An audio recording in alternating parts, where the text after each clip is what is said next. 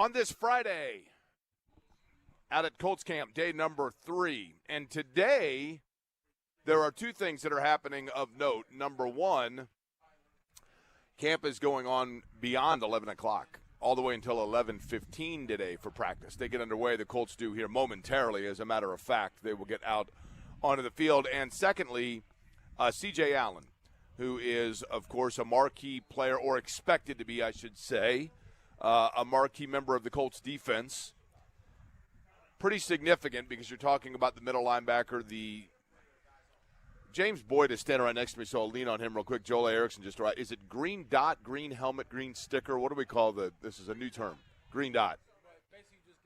But it's a sticker that goes on there as a green dot to say he has the go to talk to the calls that are coming in from the sideline over the course of the game. But C.J. Allen has been activated by the Colts. He is off of the PUP list.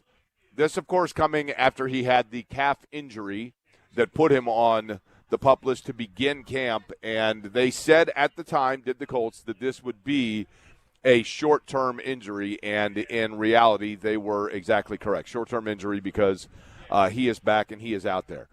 Before we get into the rest of the day in sports, and there's plenty that we'll talk about over the course of today, but to just kind of set the table for what happens here in the conclusive practice for week number 1, at least in terms of from a radio standpoint, because obviously they have workouts this weekend. That's the big storyline, is that of C.J. Allen. Also the fact that today is the final day. This is when you look at your phone, and you get up in the morning and you look at the calendar and there's the little thing and you're like, well, why is my phone telling me that today is of significance? And if you have an iPhone, for example, then you open it up and it's a holiday you've never heard from before. Or if you work where we work, it's one of like 37 different messages you get about some meeting or something taking place in, Baton Rouge that is not necessarily pertinent to where you work. And I get that those things happen, right? For Anthony Richardson, he's had this date in his phone highlighted for quite some time because this is the final day before a roster bonus kicks in for him. And so that means one of two things. And I don't mean to belabor the point when it comes to talking about Anthony Richardson, because Daniel Jones is the starting quarterback of the Indianapolis Colts. Daniel Jones is the starting quarterback of the Indianapolis Colts. That we know. And miraculously, coming off of the surgery that he had and the injury that he had, Daniel Jones already is showing form of looking like the starting quarterback of the Indianapolis Colts. Now, he's not getting out there and running side to side, throwing across his body with defenses flying around and making adjustments and pressure coming and contact to avoid. Those things aren't happening just yet. But in terms of his drop, his precision, his timing, Daniel Jones looks like the starting quarterback of the Indianapolis Colts, which, as we know, he is. Then there's Anthony Richardson, Riley Leonard. But Richardson has been a talking point, probably exhaustively, for quite some time. And a lot of that is just because of where and how Anthony Richardson was acquired in becoming a member of the franchise. But he is due a roster bonus just over $4 million if he's on the roster this time tomorrow. That means that, A, the Colts have to pay him that, or B, if a team had traded for him, and I don't know what his trade value is, let's be real, but if you were and I'm throwing out names off the top of my head, in no way, shape, or form am I indicating these teams would have interest, but I'm just throwing off teams that are popping into my head randomly at no particular. The New Orleans Saints. If you are the Los Angeles Rams, and you are thinking about like a backup quarterback or a guy that you want to take a flyer on or an athlete in general, and Anthony Richardson is of interest to you, you knew going into it that if you acquired him before August 1st that there was going to be additional financial burden to you, for lack of a better phrase, responsibility to you with Anthony Richardson. You wait now, that bonus is paid by the Indianapolis Colts. Then does that suddenly, in a market value that is nil, create or increase the possibility of market for him? I mean, that's one of the things that you got to take a look at and say, okay, does that then mean if, in fact, because they've been talking him up a little bit, right? And we do this every year. Every year we do it. shoot, Anthony's a great kid. He's a great athlete, et cetera, and so therefore you talk that up. But C.J. Allen being out there today is one of the big things to look towards. And then in addition to that today, Kevin Bowen, you heard the breaking news earlier, they're going to be kicking today. Kicking competition back underway, special teams getting underway. One of the things that we'll look for here today in this camp. But good morning to you. My name is Jake Query. Eddie Garrison, the other voice that you hear on this program. It is Query & Company on 93.5 and 107.5. The Fan Cam Blankenship is right alongside here as the engineer. Over the course of today, here's what we're going to discuss. Number one, it is expected that Carly Ursay-Gordon will meet with the media after practice today. Now, what time exactly that is, we don't know definitively what time. We also don't know how official a scrum this is going to be. And by that I mean, if she is simply coming to the tent right behind where I am and those of you that are listening on the radio, I realize wouldn't know this, but we are inside on the northwest corner of the practice facilities at Grand Park here. There's a tent set up where our table is, where we're doing this radio broadcast.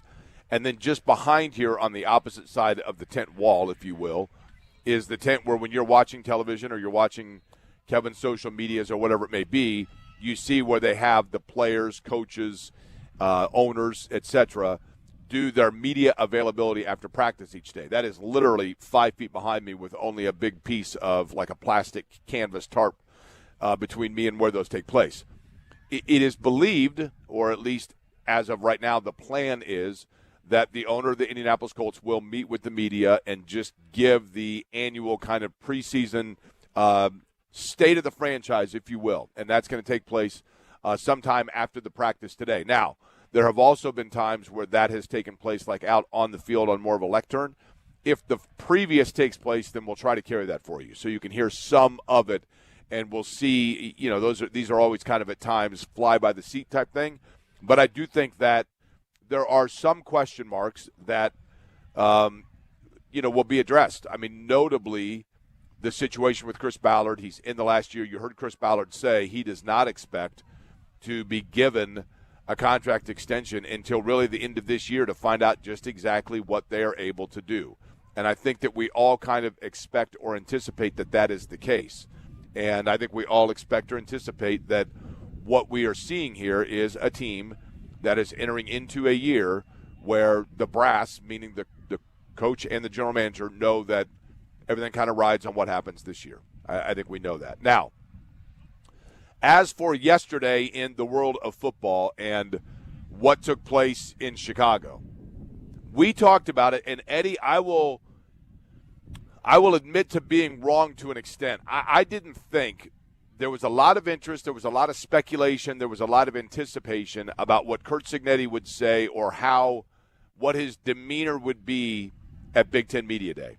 And I think a lot of people thought, I know that you had kind of predicted this, I don't mean to put words in your mouth, that Cignetti was going to come in and just kind of be typical Curt Cignetti and drop like a mic drop bomb that everybody would be talking about and just kind of push the chest out a little bit of we are the national champions and here we are and show that bravado.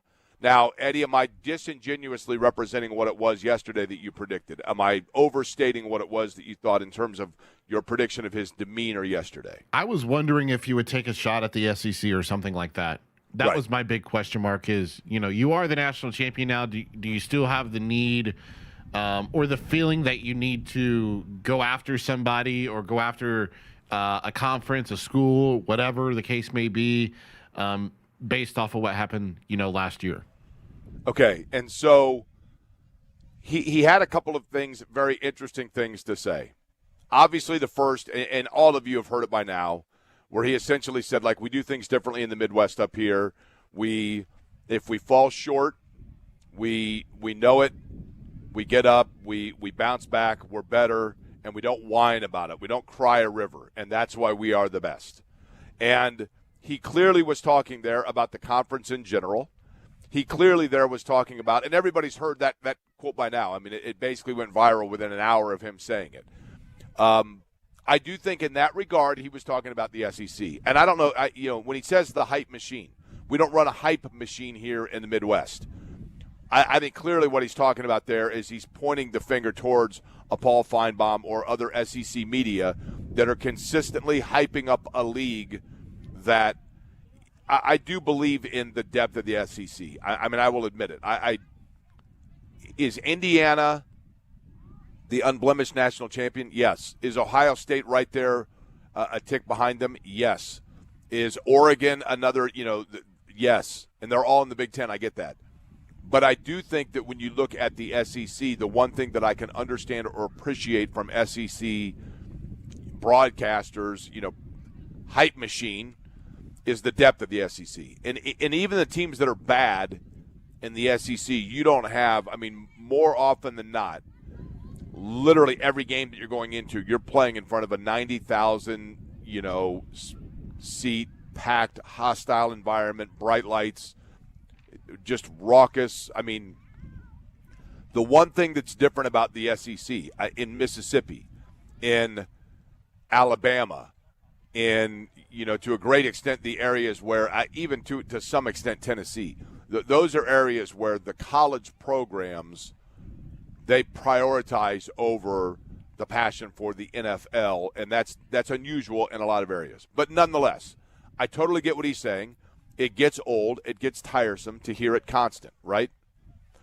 But he also did, Curt Cignetti, talk about, in one of the big areas of difference here for Indiana, one of the big areas for difference about Indiana returning from a national championship and now trying to defend that, and some of the change that you're going to see in Bloomington in terms of their personnel.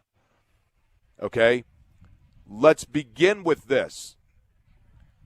Andrew Sharonoff, our friend from Wish Television, had a great soundbite, to use a term, with Curt Cignetti yesterday after Media Day, where he did a one-on-one interview with them, and Cignetti, who got so much attention for his podium comment about the hype machine, Cignetti had his own comments about what makes things different from this year now, as essentially they are now the hunted, as opposed to last year where they were the hunter.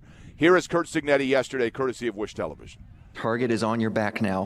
What's been the message to these guys on the roster? Target is on our back, but we bought a bigger gun. Okay.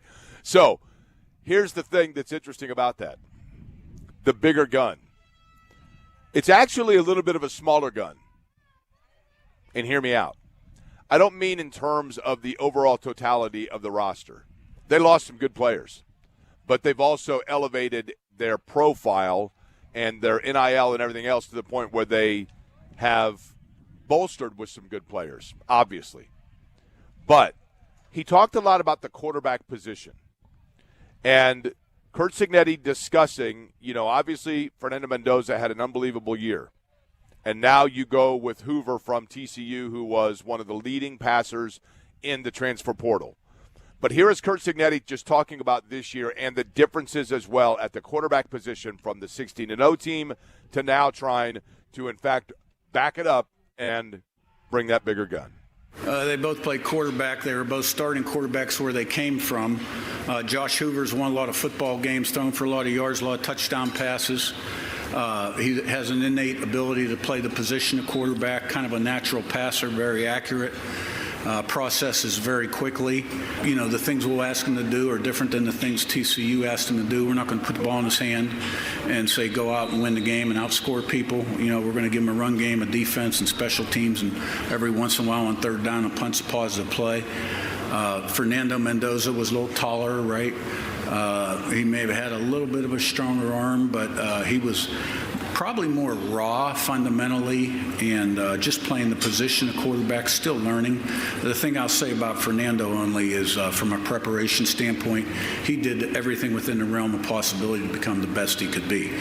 And I think what separated Fernando was when the game was on the line, those fourth quarter wins, the last 3 minutes, 4 minutes, that's when he played his best football. He was a tremendous competitor. So I'm really anxious to see Josh and the progress he's made in practice starting on Wednesday in fall camp. All the one-year quarterbacks have followed the same line, and I expect him to as well. And I think this team's got a lot of nice pieces. Okay. Couple of things of note there that I think were interesting. Number one, he's correct about the size difference. Mendoza, and I think that you go into this, Hoover probably has more foundation. Mendoza is a guy that threw for over 3,000 yards at Cal before arriving in Bloomington. I mean, it's not like this is a guy that was completely, developed by Indiana. But he had to do those things, and I think what Cignetti is doing right there is he's doing two things. Number one, he's promoting and talking up what, and this is really smart of him. Curt Cignetti in that comment is hyping up two things. Number one, the confidence of Josh Hoover. He's an accomplished guy. He can process. He's athletic. He could do all of these things at TCU, and we're going to make it easier for him here, okay? So he's doing that, number one. Number two, he's also sending a subtle message here to other players that are interested in coming to Indiana. If you do what it is that we give you the tools, we're going to give you the tools in your toolbox. And it's up to you to then go out and apply those tools and become a player. And Fernando Mendoza did that as well as anybody. But Mendoza did have, I think, a couple of tools there that were bigger and stronger than Josh Hoover. He's probably 4 inches taller. That does help you in a number of different areas at the quarterback position, obviously seeing over the line, anticipating things like that. He's more athletic. So when Curt Cignetti says, Josh Hoover, we're not going to ask him to do everything that TCU asked him to do. Again, two-part message there. You come to Indiana, we're going to have pieces around you that are going to showcase what it is that you can do. And we're going to offer you the support around you to showcase those things. So he's saying that to Josh Hoover. It's not necessarily a swipe at TCU, but like kind of subtly, right? It's the Cignetti way, like it is what it is. But what he is saying there is, look, we can provide everything around for you to be successful, but you've got to then put in the time like Fernando Mendoza did. And he's basically saying to Josh Hoover right there, if you look at what this guy did a year ago, yes, he won big games. Yes, he had great moments. Yes, he had great moments after he got knocked down and he got right back up. But he did everything that was asked of him. He won the Heisman Trophy. He was undefeated. He won the national championship. And I don't mean like won the national championship like he was on the roster. I mean when the game was on the line and they needed a play, he, with his legs going away from what it is typically and traditionally as a quarterback, he was able to win them the national championship with his legs, right? So he had a versatility there. And what he is saying to Josh Hoover here is, we don't even need you to do all of that because we are going to cater it towards what it is that you do best.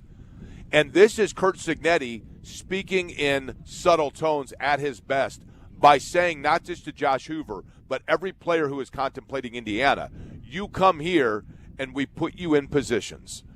We put you in positions with our preparation, our game plan, and we take advantage of the tools that you have, and we don't extend you beyond what it is that is the level that you want to do to be successful.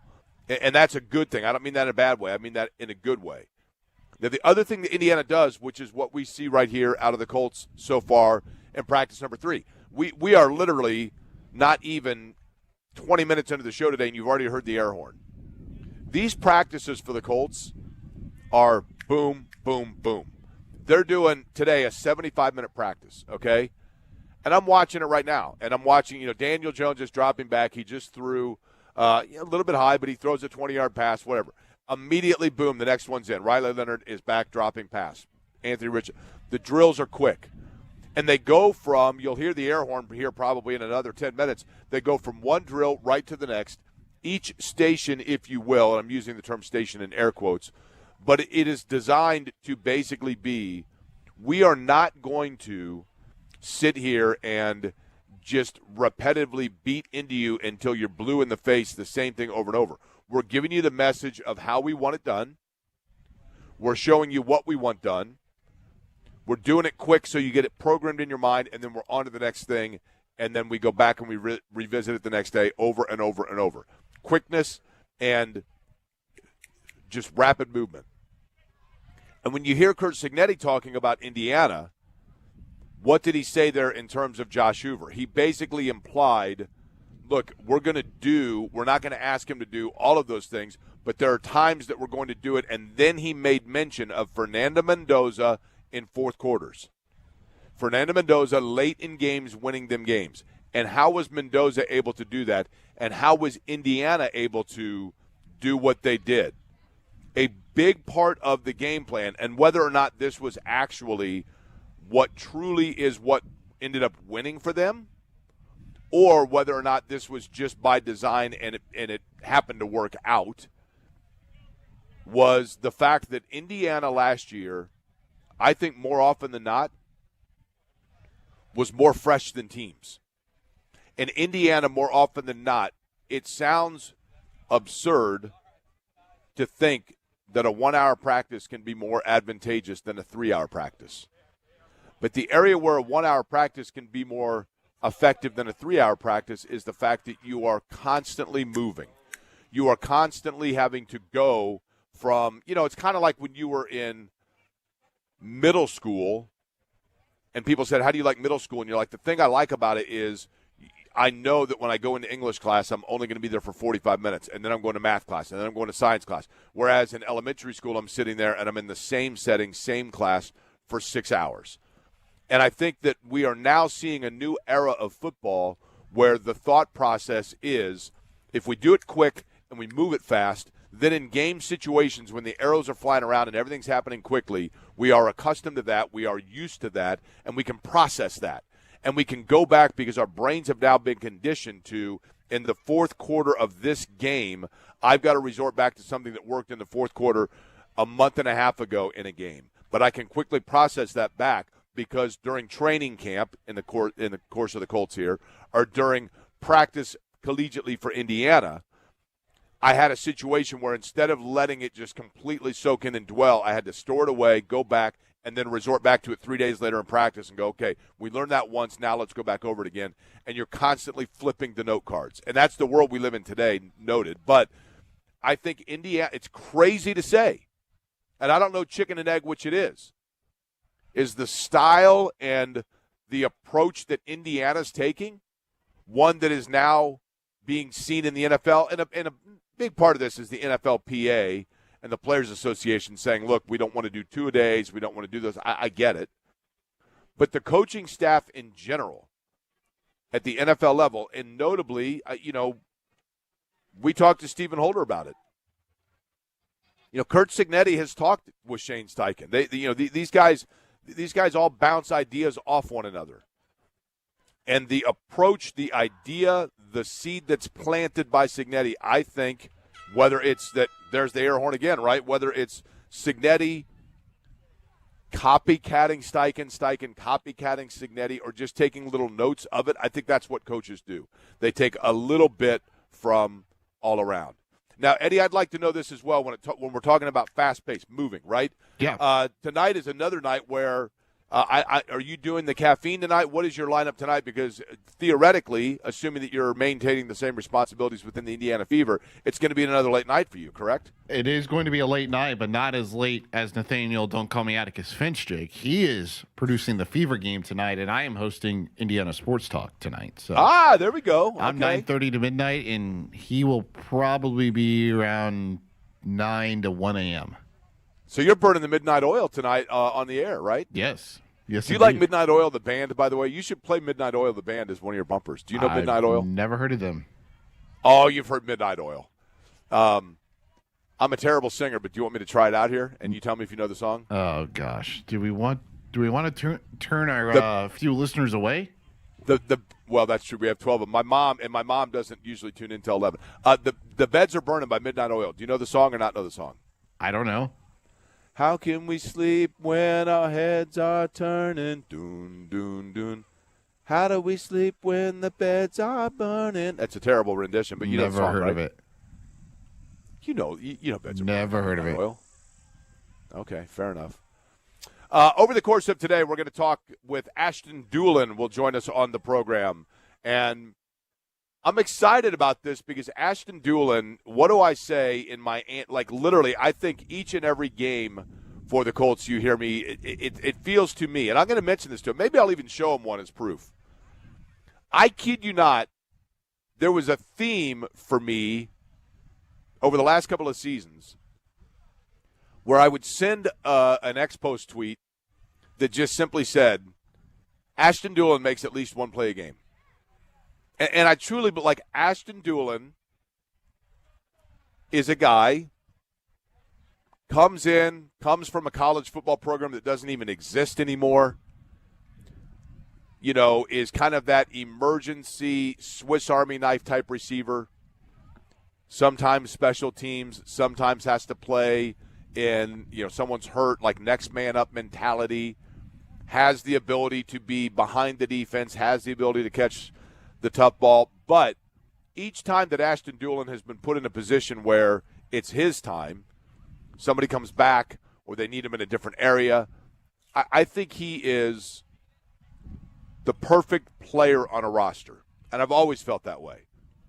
In baseball, I've always talked about how if you look at a team that has a surprise year, I don't mean the Yankees, I don't mean the Rays or a team that's young and everybody knew they were going to be good.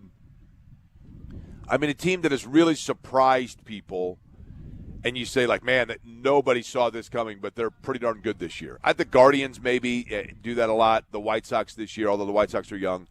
But in baseball, oftentimes when teams have exceeded expectation seasons, one of my queryisms that I always fall back on and believe is that a big part of that is when you have your utility player, your career 245 batter, that suddenly has a year where he's batting 280 and is plugged in and is playing at a number of different positions but has timely hits and makes plays for you over the course of the year.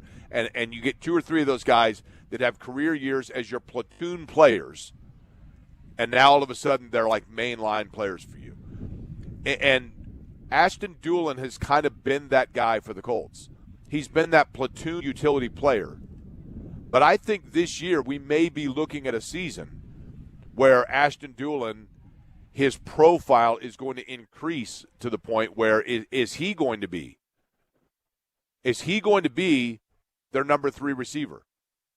Have the Colts not yet signed a Keenan Allen or a Claypool because they know that in Ashton Dulin, they believe in him, that if his number's called, that this is the year that he can get into that regular rotation, lining up each snap starting role. He's been a wonderful special teams player.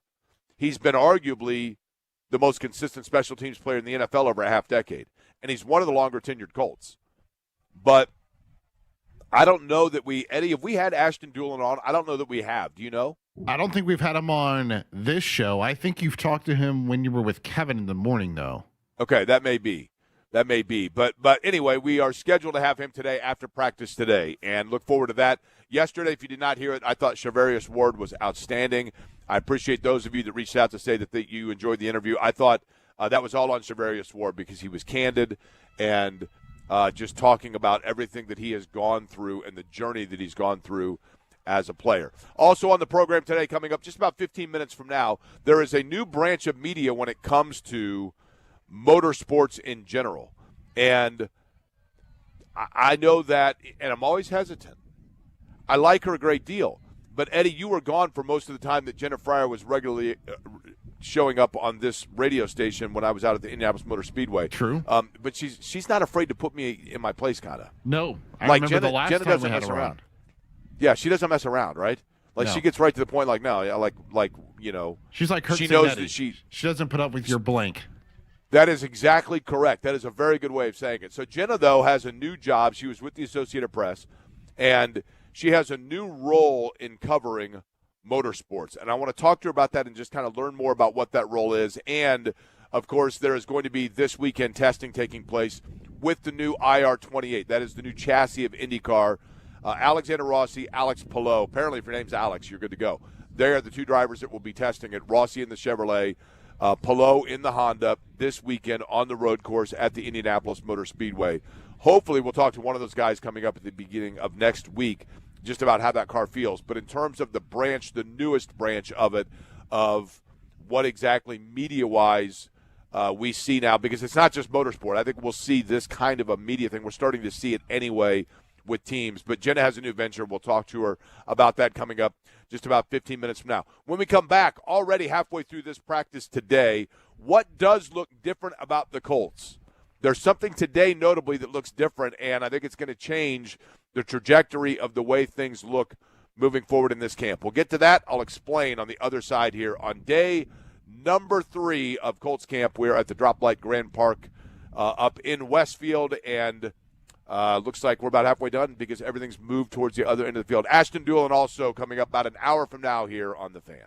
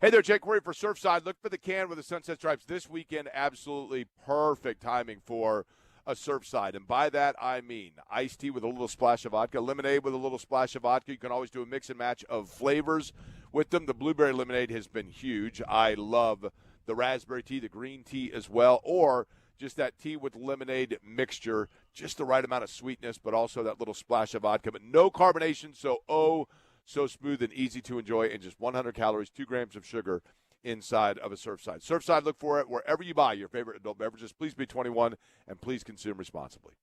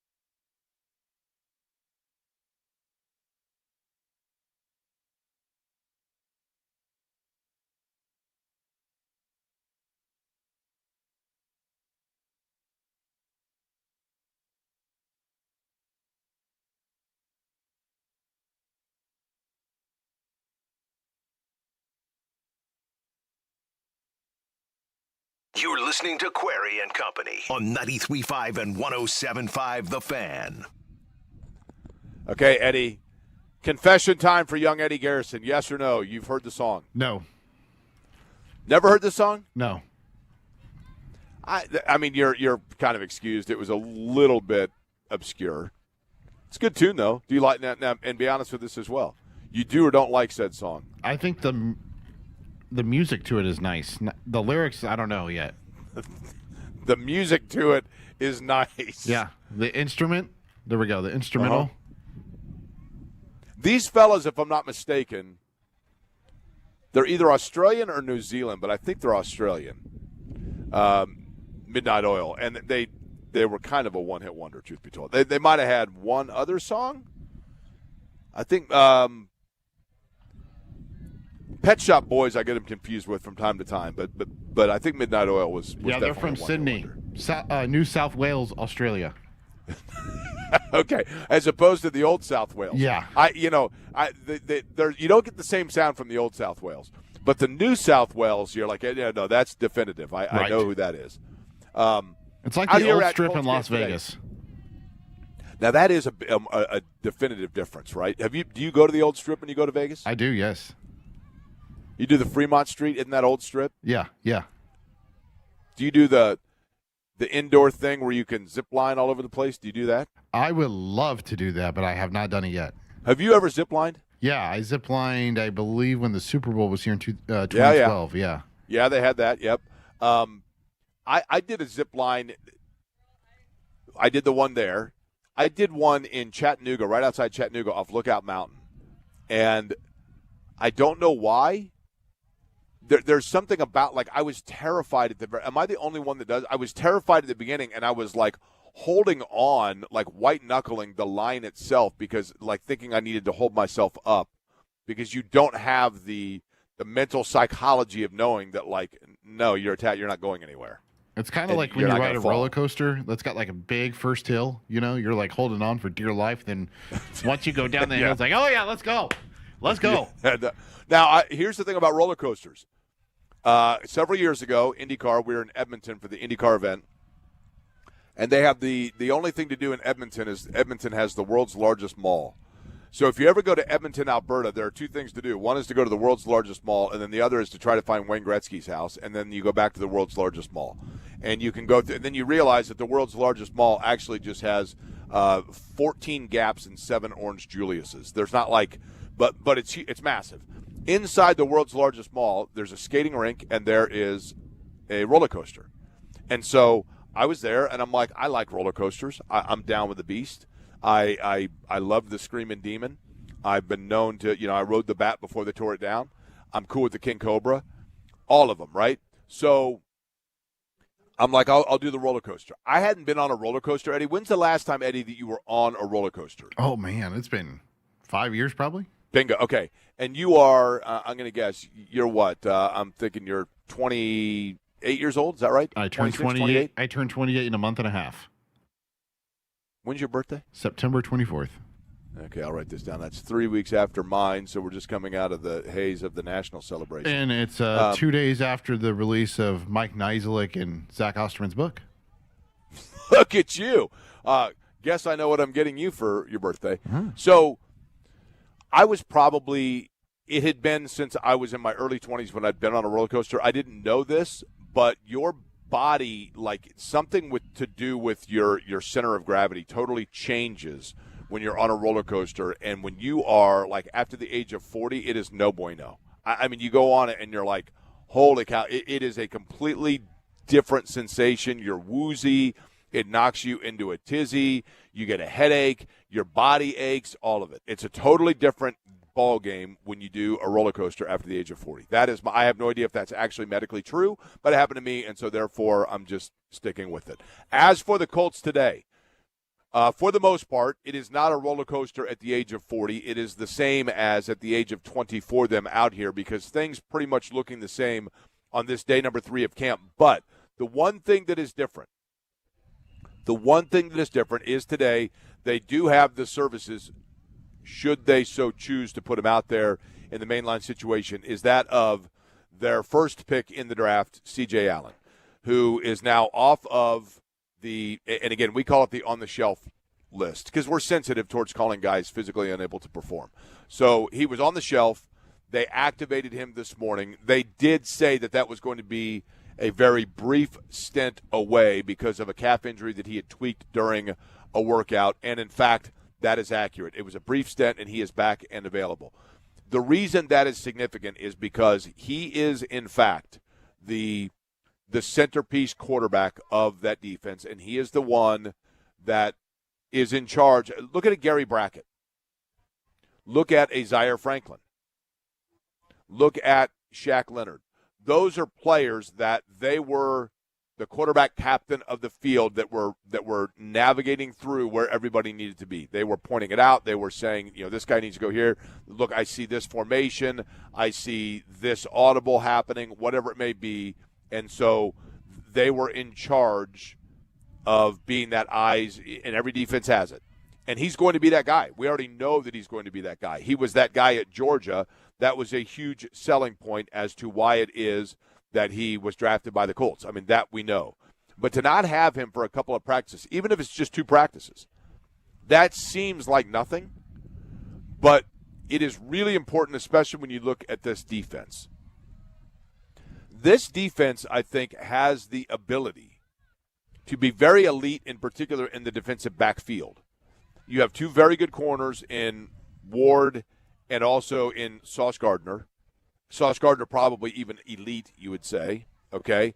Then you have – so now what you're doing is you're taking the corners from a defensive standpoint and you are taking that away. You're taking the outside away for a quarterback. Then you have, in the safety position, and I do think that Hulsey has an it factor potentially about him just in terms of his aggressiveness. I think Cam Bynum is a really good player, really smart player. Those guys are there to, again, just kind of funnel everything in towards the middle. Then you have your defensive line, and that's the area of question. But Buckner is a game-changing player because Buckner, there are ways that offensive lines can corral and contain DeForest Buckner, but in doing that, what your hope is if you're the Colts is that Buckner not only can fight through that, but in addition that lines are shifting over towards Buckner, and that then is finally facilitating towards getting the pass rush to have an open lane and getting Liatu Latu, who at this point has been shown signs of being a good pass rush guy, but not a keep you awake at night pass rush guy just yet, right?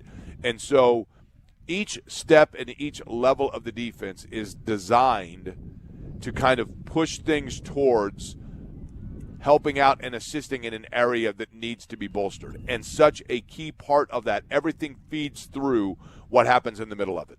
And that is C.J. Allen, truth be told, in that linebacker group. If there's one area of the Colts roster that has the biggest question mark not named wide receiver, it would be the linebacking core.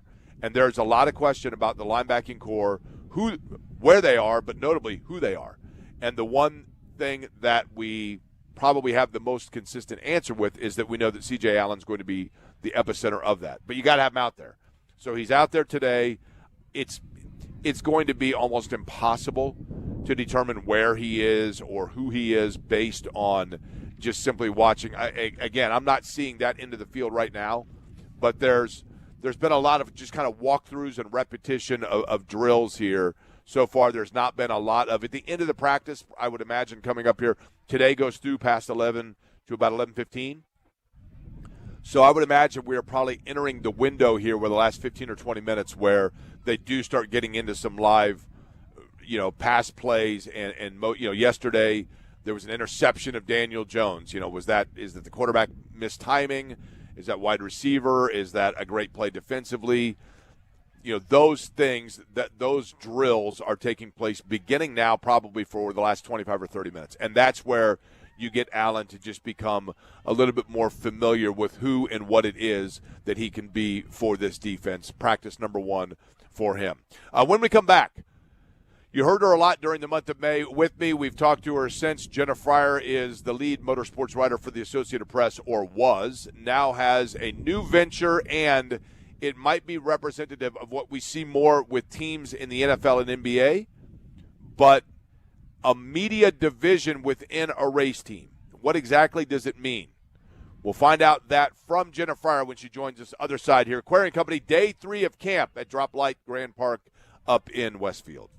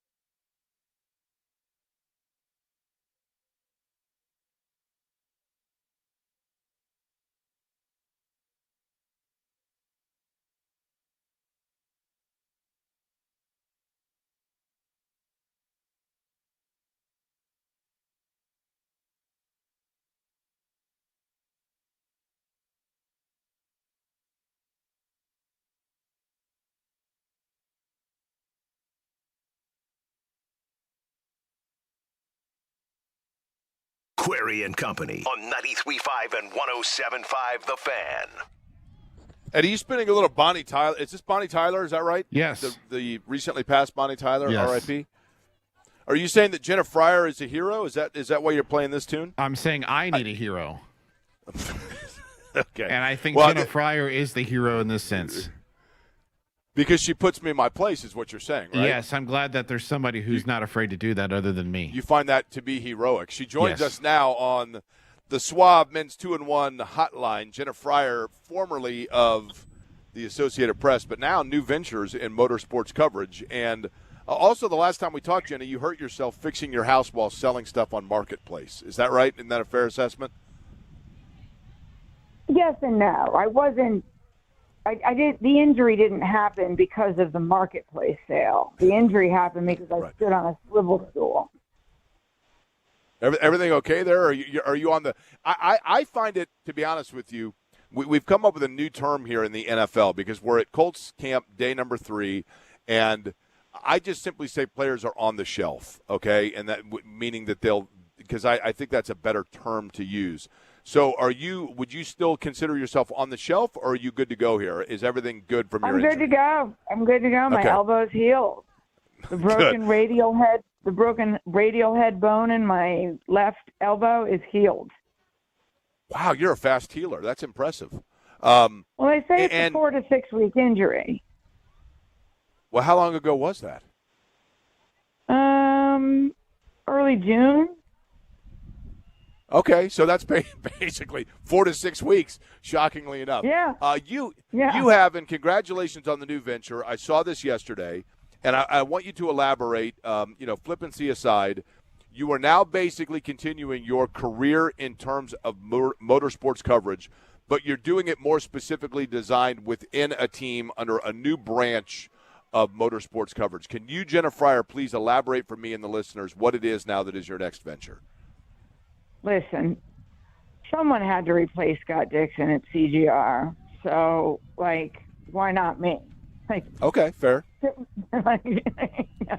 No, so when this all started, and although I did not take the buyout from the AP until May, it was in March that the AP told me that it was the Monday morning after Phoenix, that they wanted to drastically cut their motorsports coverage, and they were going to move me into a more broader national role. And I had already kind of been, I wrote about some of this in my Substack.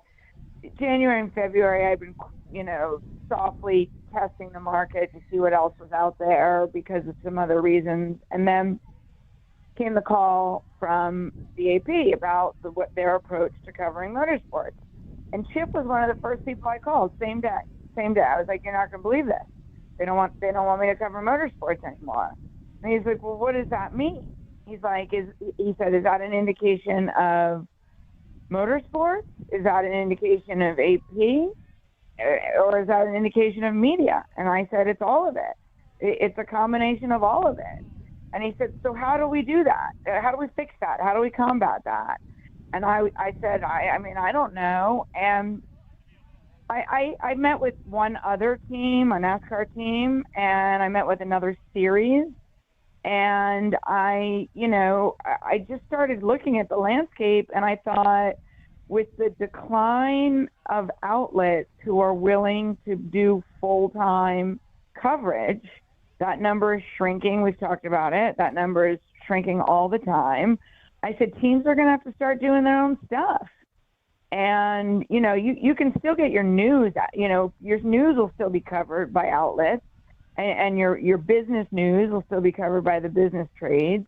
But in terms of when you've got really, in-depth stuff, there's 5 or 6 people left to cover it.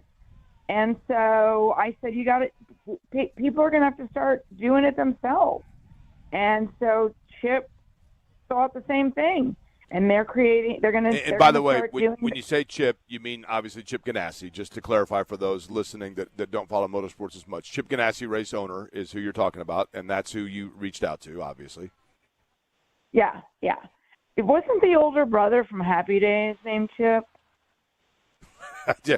Now, hold on Happy Days. You had Potsy, right? You had who did Richie have an older brother? No, there was an older brother that was only in like 2 episodes. Okay, now hold on. There's actually George Costanza has a brother also allegedly in Seinfeld. He's referenced one time. I'm looking this up now. Hang on just a second, Jenna. I had no idea about George Costanza. Yeah, George Costanza has one episode when his parents are moving, and he references having an older brother. But it's only one time it's referenced. I'm looking up here. Okay. So we believe this would be Chip Cunningham. Is that right? Chip Cunningham from Happy Days. I think it's Chip Cunningham. Yeah. Okay, hang on. So okay. The moral of this is that no, I did not call Chip Cunningham. I spoke to Chip Ganassi, and Chip was ahead of this from that day in March. He was like, he said to me that day in March, "Come work for me," and I was like, "Doing what?" And he said, "Well, you can't drive the truck." That was his answer, and I probably can't drive the truck. And I at this point I'd not been offered a buyout. And another 6 or so weeks go by, I get offered the buyout, and I'm like, I wanted to leave anyway, so let me just take the money. So I've spent since. Go ahead. Well, I was going to say, so the new job, and by the way, 3 different actors portrayed Chip Cunningham. He appeared on Love and the Happy Days pilot. He was played by Rick Carrot, okay?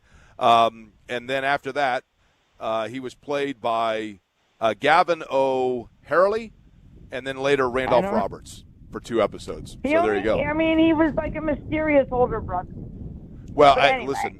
Apparently getting that role was the cradle to greatness because they just kept funneling through actors that launched to big-time careers.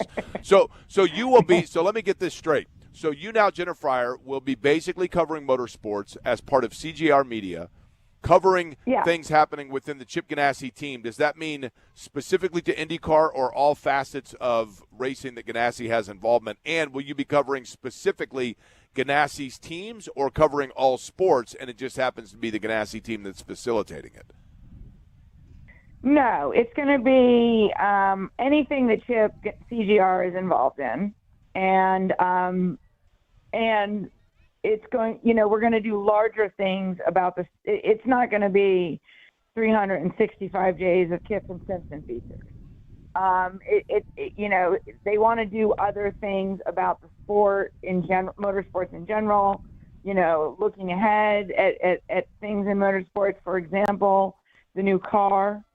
It's just that their home place is going to be the CGR channels. They're redeveloping a website. They've got a lot of big ideas. They want to bring on some new hires for digital media and things like that. And the content will just live on CGR homepages.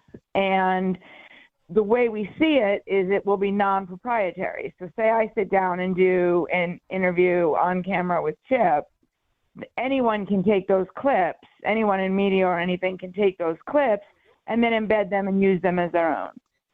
Okay. Yeah. This begins when? You will begin officially in this role when? Next week, baby. Okay. And then next season. So you obviously will be covering the conclusion of the Scott Dixon era as a Chip Ganassi driver before he goes over to, and we talked to you last time about that when he goes over then to McLaren. So next year you will be covering from an IndyCar standpoint, Alex Palou, we know that. I would imagine Kiffin Simpson, and then who's the third driver you'll be covering? They haven't shared that information with me yet. I don't think until I'm an employee I can know that. So next week you'll know that, and then you can let me know next week that it's Christian Lundgaard. Is that right? I would guess it's Christian, but who knows? I can't say for sure. That would be my guess. But yeah, in Christian Lundgaard. We'll see. It's gonna, they've got big ideas, and they want to be bigger and bolder, and they've made some strides with social media in the last year or so, and they've gotten a little bit more effective at it. And I think that there's room for them to continue to reach younger, new eyeballs and grow the sport through, doing some of their own content. By the way, I've got it right here, Jenna. Jenna is the boss. She stumped you. Chip was only season 1, I believe, on Happy Days. There you go. You can put that down on the resume right underneath CGR Media. You can put down Stump Jake on his radio show regarding Chip Cunningham, the mysterious older brother on Happy Days. I do know that Joni loves Chachi. I know that much, and I know that the woman that played Joni was living in southern Indiana for quite some time. That much I do know. But I did she had not a lot know of that Chip problems post Joni. She did. She did. A lot. As a matter of fact, she may not still be with us, if I'm not mistaken, right? Erin Moran, is that her name? I think you're right. I think Erin Moran is her name. Right. She had some legal issues down in southern Indiana for certain. All right, Jenna, I will be at, let's see, up next is Portland. Not sure if you'll be there, but if so, I will try to brush up on my 70s esoteric one-off actors and characters from sitcoms to make sure that I can try to one-up you. Okay, does that sound good? Yeah, I'm going to be at Portland, so let's do it. All right, sounds good. Jenna Fryer, you better come strong with some. You better come strong with some silver spoons and back to life. I will do exactly that. Right, no question. Silver spoons, man. Ricky had the race car bet. I was totally envious of the race car bet. No question. All right, we'll see you in Portland, Jenna. Appreciate it. All right, thanks, Jake. Bye. All right, Jenna Fryer joining us on the program, the Swab Men's 2-1 Hotline. All right, Colts practice about to wrap up about 15 minutes from now. Ashton Dulin set to join us. It's a Franciscan Health Feel Good, Good for the Heart Friday. I think maybe Kevin Bowen going to join us later today to recap week number 1 as well. We'll be back with you. Other side, Ashton Dulin coming up theoretically about 20 minutes from now.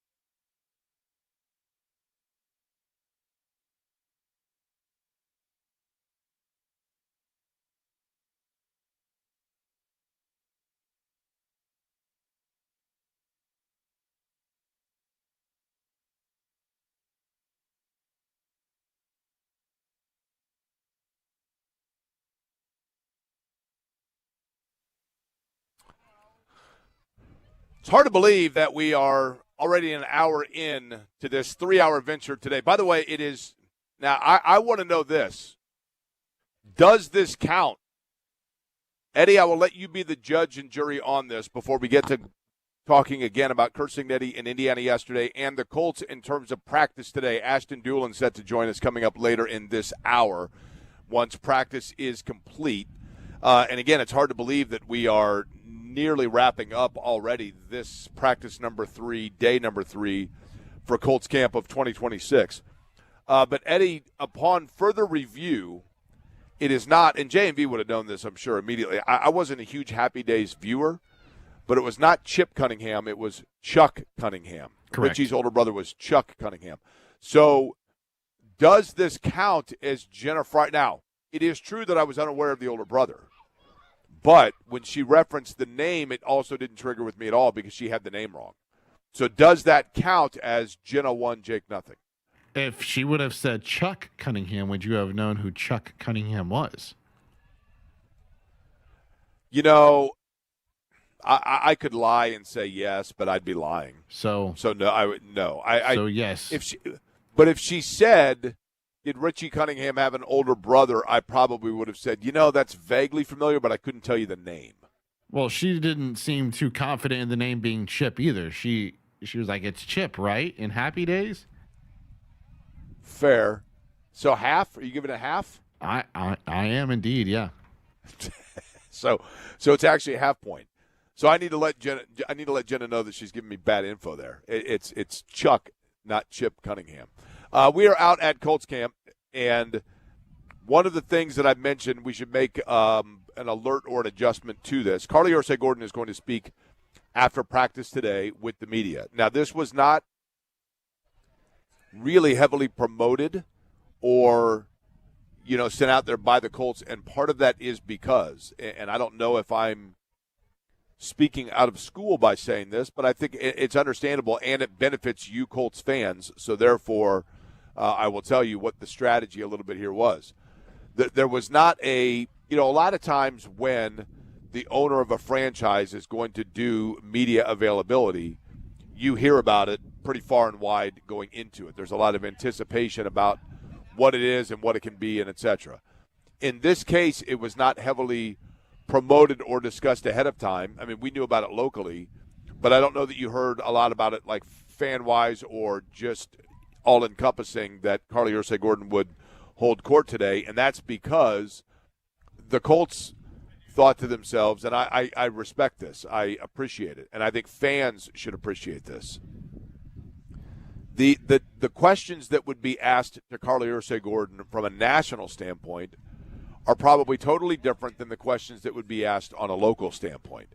From a football standpoint, I think the questions coming amongst the fan base and what people locally would like to know are, where do things stand with the status of, what is the expectation coming off of Chris Ballard's comments that he has to win now? He's in the last year of his contract. Where do things stand with that? Where do things stand with Shane Steichen? How do you like the roster in general? Do you feel like you need to get Jonathan Taylor taken care of before the year begins? Football-related questions as it relates to the franchise. In terms of the other questions that have been around the Ursay ownership, things like what happens now that you have transitioned in the ownership from her father to now the daughters. Things like the sale of the Jim Irsay collection. Those are things that we have here in Indianapolis discussed and gone over, pretty heavily. And I do think, maybe I'm wrong, but I think for the most part, the fan base of the Colts have moved on from that. Those aren't really storylines anymore. Those are questions that have been answered. Those are discussions that we've had. Those are things that now we have that chapter, for the most part, those chapters are complete. Now it becomes about football. This is the year, I think, from an ownership standpoint. We had the year of the transition of ownership. Now we have the year of transition of priority and focus. And look, Carly Ursay-Gordon's been around this a long time. She's been around this franchise for a long time. She has sat on the sidelines and and watched and listened and take notes. I mean, it's well documented.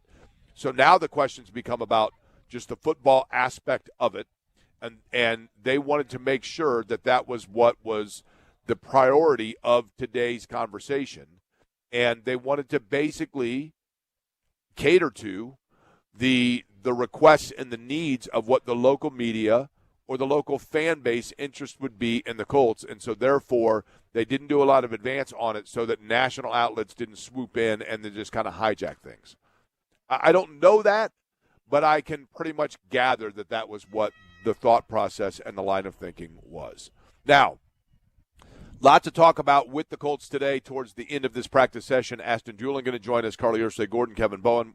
Those conversations all still upcoming, although the Carly Ursay-Gordon media availability is moving to a different area now, so I don't know that we'll be able to carry that, but we can certainly, Kevin amongst others will be able to tell us afterwards and debrief us on what it is that's being said. But let's go back to yesterday. We talked about this, and I know a lot of people have heard this, but it's the kind of thing, to be honest with you, you want to hear over and over and over. It's fabulous. And that is Curt Cignetti during Big Ten Media Day. And I there is something that came out of this that really hit me last night with what it was that Curt Cignetti said. We wondered yesterday, we questioned, we speculated the discussion as to whether or not Curt Cignetti was going to join into the fray and, quote, light up the SEC, get tired of all the SEC rah-rah, draw his line in the sand, all of those things, right? And so yesterday, during Big Ten Media Days, and sure, he talked about, and we heard him talking about the quarterback play and having a new, quarterback and Mendoza and moving on from Mendoza and the roster itself and how you look different and now being the hunted as opposed to the hunter, all of those things. But at the end, he talked about just the Big Ten in general and what it means for the conference. And he dropped this quote.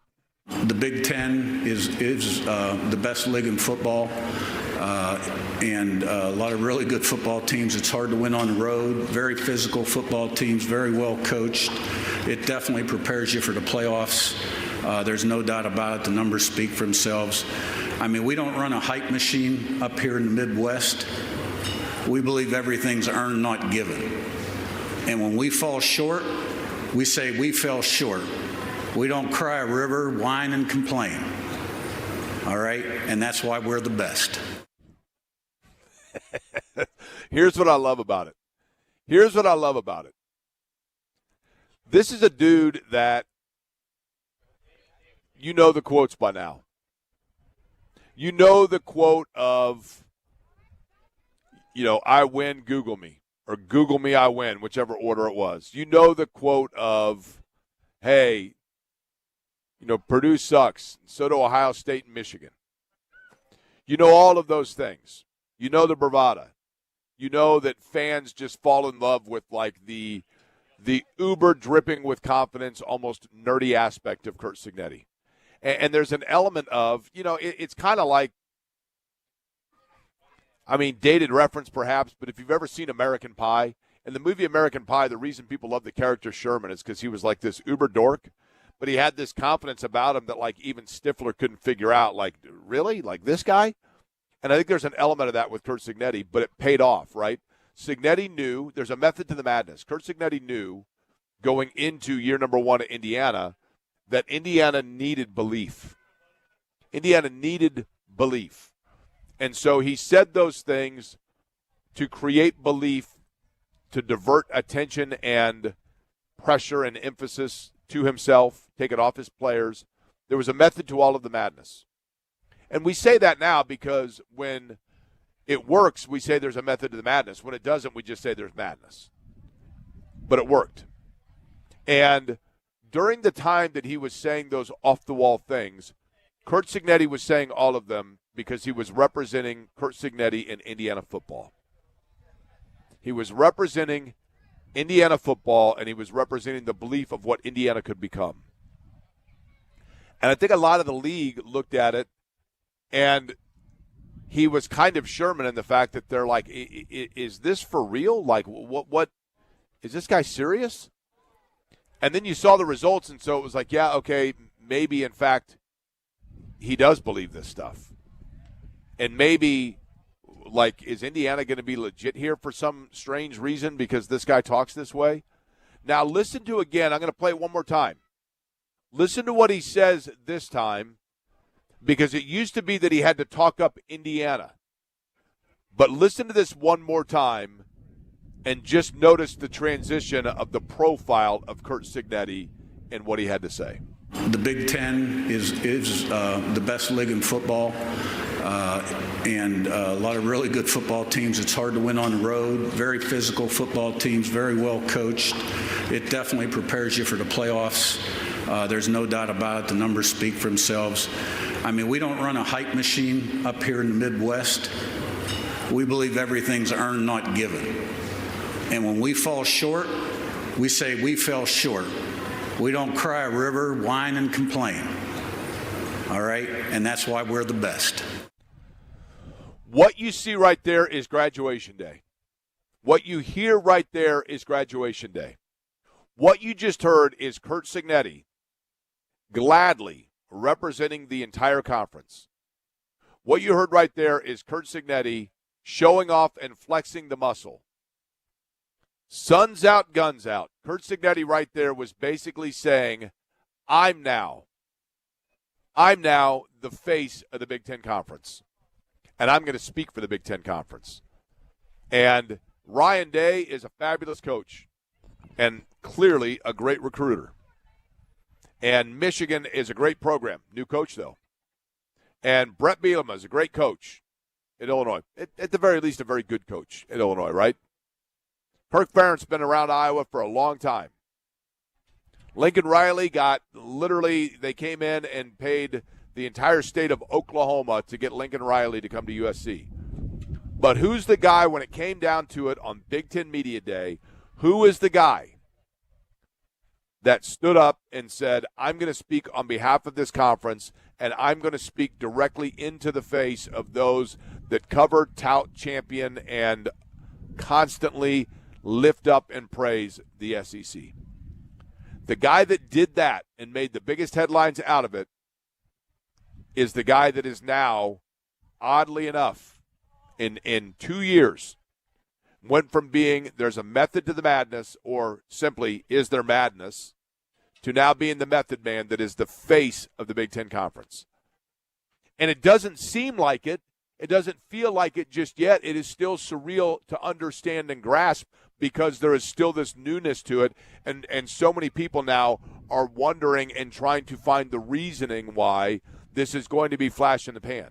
So many people now are curiously anticipating or expecting that this will turn out to be Auburn with Cam Newton, or Clemson when they had back-to-back generational quarterbacks and then immediately went right back to being like the upper level of, but not the cream of even the ACC, let alone college football.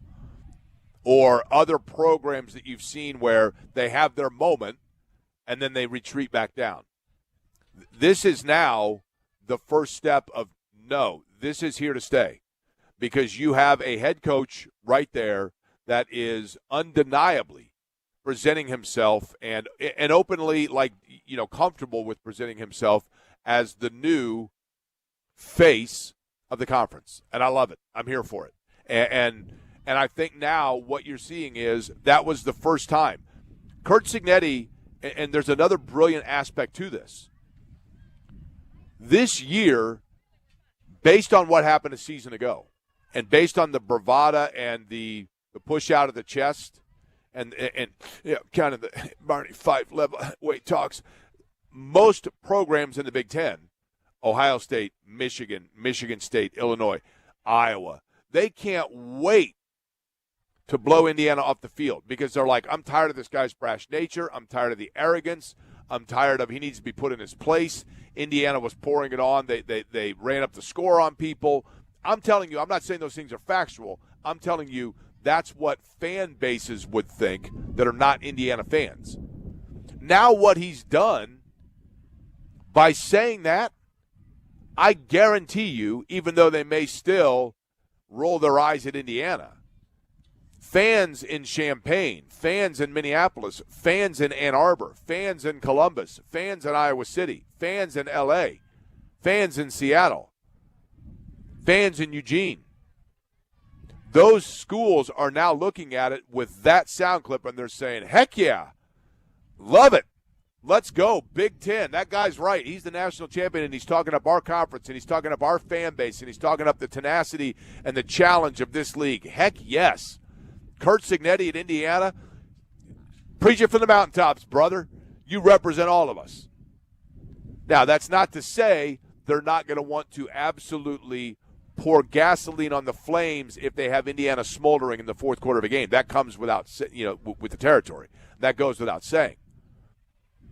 But what he just did there, whether intentional or not, was he actually got on board with him other fan bases within the Big Ten, and he spoke up the conference. Method of the madness. When he said those things before, you later found out that he knew exactly what he was saying and why he was saying it. Knew exactly what he was saying and why he was saying it. The dude is really smart, no question about it. By the way, it is a Friday. It is approaching the bottom of the 11 o'clock hour, doing things a little bit on a maneuverability here because of the fact that Colts camp practice number 3, day number 3, wrapping up here at 11:15. And so as a result of that, sliding the schedule just a little bit because typically, of course, bottom of the 11 o'clock hour is when we bring you our Franciscan Health Feel Good, Good for the Heart Friday. And it is brought to you by Franciscan Health, number one in Indiana. Number one in Indiana when it comes to interventional coronary care by CareChex. Number one by Health Grades when it comes to your cardiovascular care. And just a $49 heart scan. FranciscanHealth.com/screening bundles is where you can find out about the $49 heart scan. And I'm not kidding you, folks. I say it all the time. You know, Elvis, who is a listener of the show, and Elvis and I have gone back and forth in a good way. I mean, conversations via social media on late-night West Coast Pacer games. And he's a guy that knew that he had family heart history, was a little worried about just his own cardiovascular health, and reached out to me recently to say, you know what, I went and I got the heart scan. I got the heart scan, and I found out exactly, everything in terms of my heart, the condition of the heart, and you get the heart health risk assessment with the heart scan, and that's what I absolutely love in terms of Franciscan Health because it's just $49. It's non-invasive. It is not difficult to do, and you get a heart health risk assessment with it. And they bring us each and every week our Feel Good, Good for the Heart story. We give you a story each and every Friday that makes you feel good about a local athlete, and we have a really, really good one that I'm looking forward to telling you about. And it's one thing that we teased a little bit earlier in the week, but I'll get you more information regarding it coming up here in just a couple of minutes. But before we do that, he is a guy that I feel like I should pull up my Twitter. I feel like I should bring out the Expos Twitter, as I call it, so that I can actually prove to our next guest on the program. It's become a theme over the course of his time with the Colts, and it is odd to say that he has become, and I don't mean it to make him sound old, the elder statesman, if you will, to an extent of the Colts, but he's a guy that's been around a while. But I have always said Ashton Dulin. I have a running theme that I do during – I'll bet I have posted this 8 times per season for the last 2 or 3 years. And I have a thing where I say there's at least one time per game where Ashton Dulin comes in and makes a big play. Like just a timely play, a special teams play. All of a sudden, if your number is called in terms of depth at your position, you are there for it. And I think this year we may see an escalated role, but we'll get into that. First off, let me simply say to you, Ashton Dulin, welcome to the show, and thanks so much for coming by. Thank you. I appreciate you having me. Okay, I want to begin with this. Man, these practices for me, now I'm sure it's different when you're out there. It feels like I hear the air horn to say that you guys are starting practice, and then I blink twice and you're done. Now, it probably doesn't feel that way to you, or does it to you? Right now, I know practice is probably about an hour, so it goes by a little fast. But the work in between the whistles and the horn, like you said, it's definitely fun. It's taxing.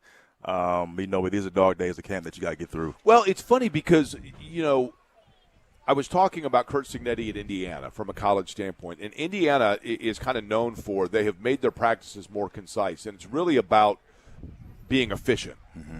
And I'm not saying you guys haven't done that, but it does seem like Shane Steichen likes to just kind of keep things moving and keep it fast. Does that create in you, as a player, does it force you to kind of constantly be thinking and process quicker, which then pays dividends in a game? 100%. I mean, the game is like this, fast-paced. So right now, when it's in practice like that, in this short setting, to say, everything's fast-paced. Everything's moving. It's constant movements. There's play calls. There's change of the game as far as it might be a situation. So you might do like a 2-minute here. We're coming up, blitz zero or something like that. Checks on the fly. So it's definitely game-like situations, which you need in training camp because that prepares you for the season. When you look, Ashton Dulin, at your time here, okay, you are one of those guys that seemingly is, and this is such a cliche in sports, right? Whatever they need me to do, but you kind of have been that guy. What has been how has your mindset changed now versus when you first entered into the league? Honestly, I don't know if my mindset has changed in the sense of how I prepare. I always look at it as like preparing like I'm a rookie, proving yourself over and over again each year, because that's how you gain the coach's trust. Knowing that you come in not with a high head and thinking that it's going to be given to you, but earning that.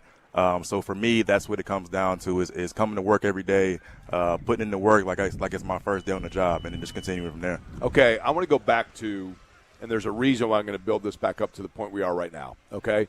Let's go back to when you were in high school. You grew up in Ohio, right? Mm-hmm.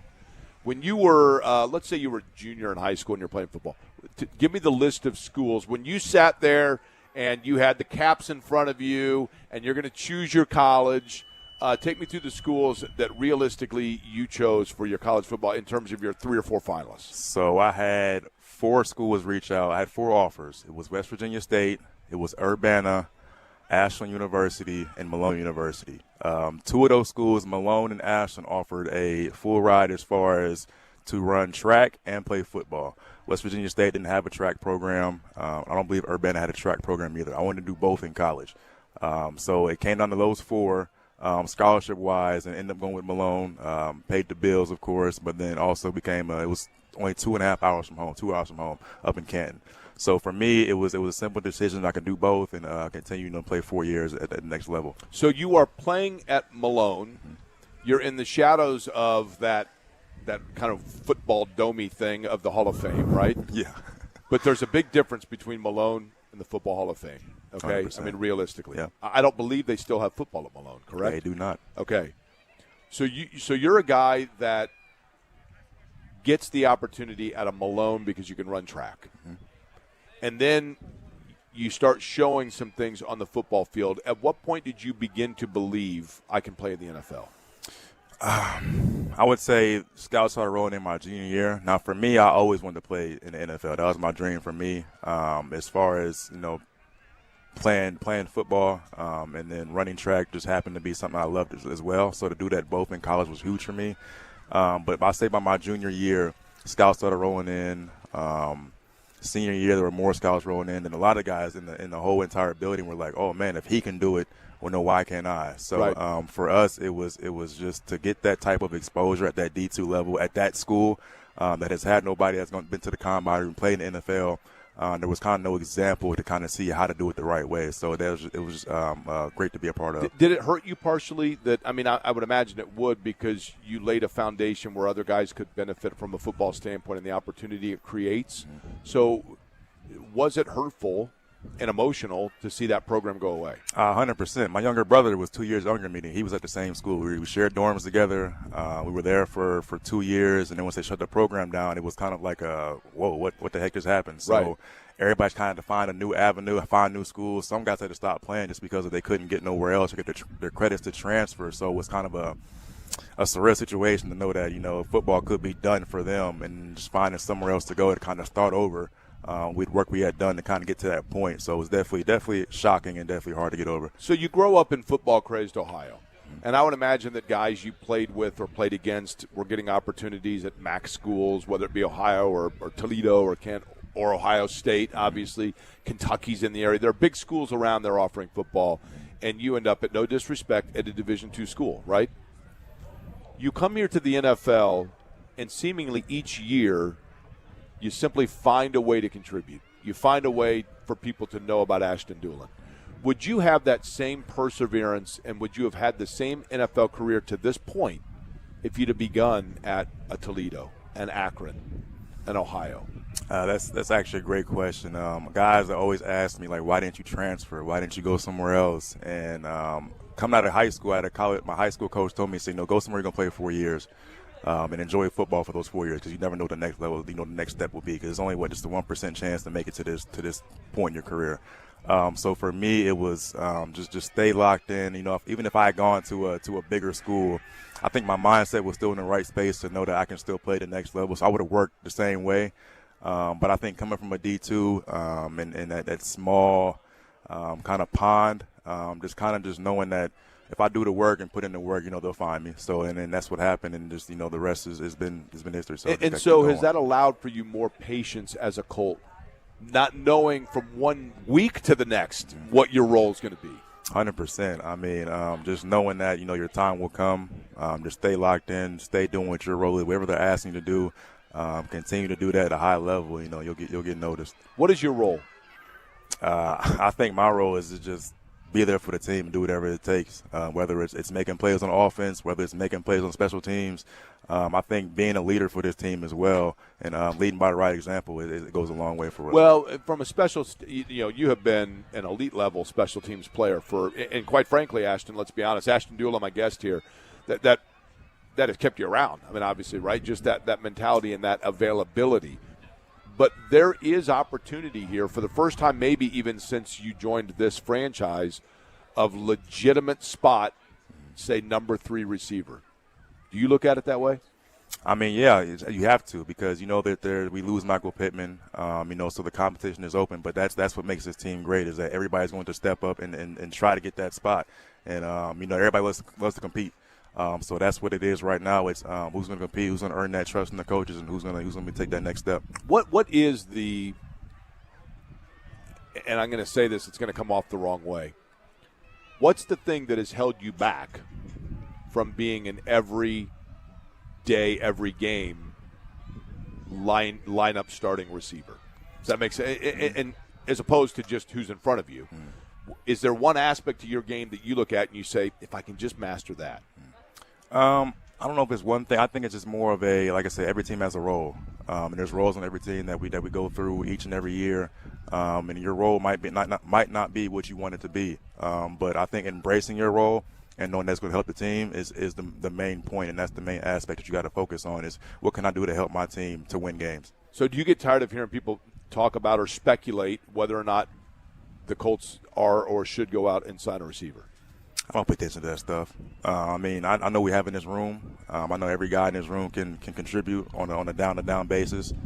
So that's my mindset. That's always been my focus, is what's in the building and what's inside those 4 walls over at the Farm Bureau. Do you more see yourself, Ashton Dulin, as like the deep ball type receiving threat, or can you be, I hate to say possession receiver, can you be an over-the-middle type guy? I know the guy, you're going to play wherever they want you to play, right? Yeah. But which one do you kind of prefer? Honestly, I prefer every distance of the field, whether it's short distance, medium, long, whatever. I think I can do it all as a receiver. I think I'm a complete receiver as far as being able to go over the middle, being a bigger body receiver. I can take hits. I got the speed to run past people. So that's my aspect of the game. I can do whatever it is. You ever hear people talk about recurring dreams? Like you hear people say, like, yeah, I had this dream all the time where it's like finals and I haven't been to class all week and, whatever else, right? Yeah. But let me tell you a recurring dream I've had. I've had this for like 20 years, and it's never going to come to fruition, right? So I played basketball growing up. Mm-hmm.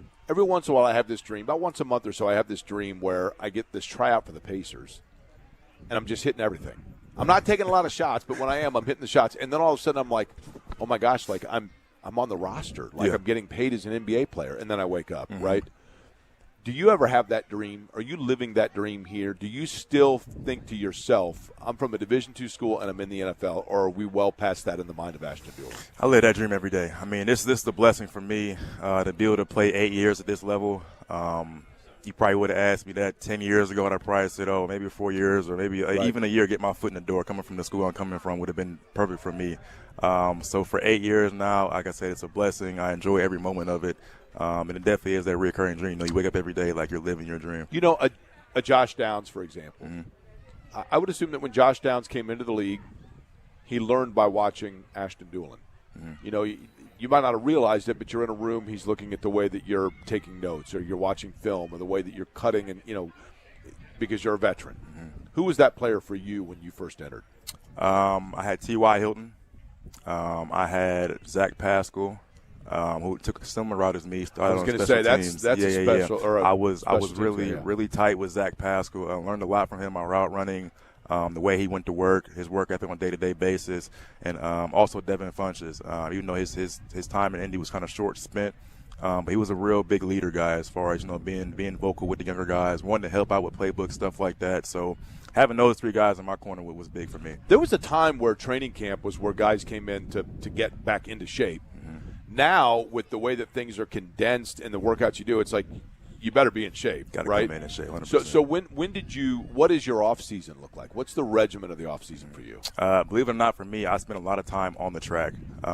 There's a lot of track workouts I do as far as distance workouts. I do sprint workouts just to keep my cardio up, because I feel like, you know, with track, a lot of that cardio helps with everything, as far as moving around, keeping the body in shape, getting your breath back.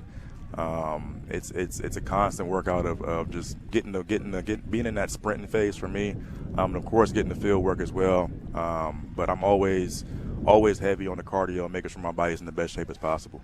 By the way, sometimes I like to look at guys' Wikipedia pages and find out how much of it's actually true. You ever look at your own Wikipedia page and you're like, wait, what is this? Yeah, right? Some of that stuff is not right. For example, and I don't know that I knew this, you were, by technicality, a Hoosier is one who is native to or resides in Indiana. You're a Hoosier, right? I was born in Elkhart, Indiana. Yes, okay, sir. and you were how old when you moved from Elkhart?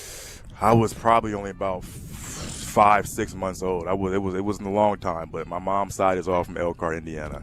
So did you spend much time in Elkhart growing up? I did. I spent my summers in Elkhart a lot. My grandparents, both my grandparents lived in Elkhart, so most of my summers were spent up here in Elkhart. They make like Winnebagos up there, don't they? It's don't RV capital of the world. Look, you did know that, right? Yeah, exactly. You passed the test on Elkhart knowledge. That's impressive. So do you still have family in Elkhart, in the Elkhart area? 100%, yep. So when you go to visit, is it required when you go there that you drive an RV? I wish I could have one, actually. That'd be pretty nice. Yeah, it is the RV capital of the world. All right, so now, according to this, now your high school, Reynoldsburg High School, right? Yep. Okay, now I'm going to do this. Reynoldsburg High School, school colors are? Purple and gold. Purple and gold is correct, yes. Now we're on. Now this is one of my fun things to do with Wikipedia.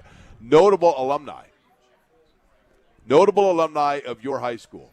There are 4 mentioned. Four, yeah. I might know one. There are 2 baseball players, 1 football player. You are listed. Okay. So now, do you want to guess the other? Oh, wow. This one, there's a notable one, or a big one here that I covered back in my day. Okay, really? So yeah, go ahead. The one football player I know is Roosevelt Nix. Roosevelt Nix is listed. Yes, that is correct. Yep. The baseball players, no idea. I'm not a big baseball guy, so I could not guess them. Okay. Eric Fryer. Okay. We'll see. And now I might look at this, and it may say that he was a member of like the 1898 St. Louis Browns or something. No, Eric Fryer actually. Okay, Eric's only 41 years old. He was a Minnesota Twin and a St. Louis Cardinal. Okay. He played at Ohio University. And the other one, Mike Matheny, who was a catcher for the Cardinals and then actually later went on to become a manager in baseball. Wow, so that's not bad, right? Yeah. That's not bad. For you guys, I'm kind of fascinated by this. You have these shorter versions of practice. What does the rest of the day look like then? What do you guys do between now and take me through the whole day. I mean, from now to bedtime, basically. What's camp look like? It's meetings.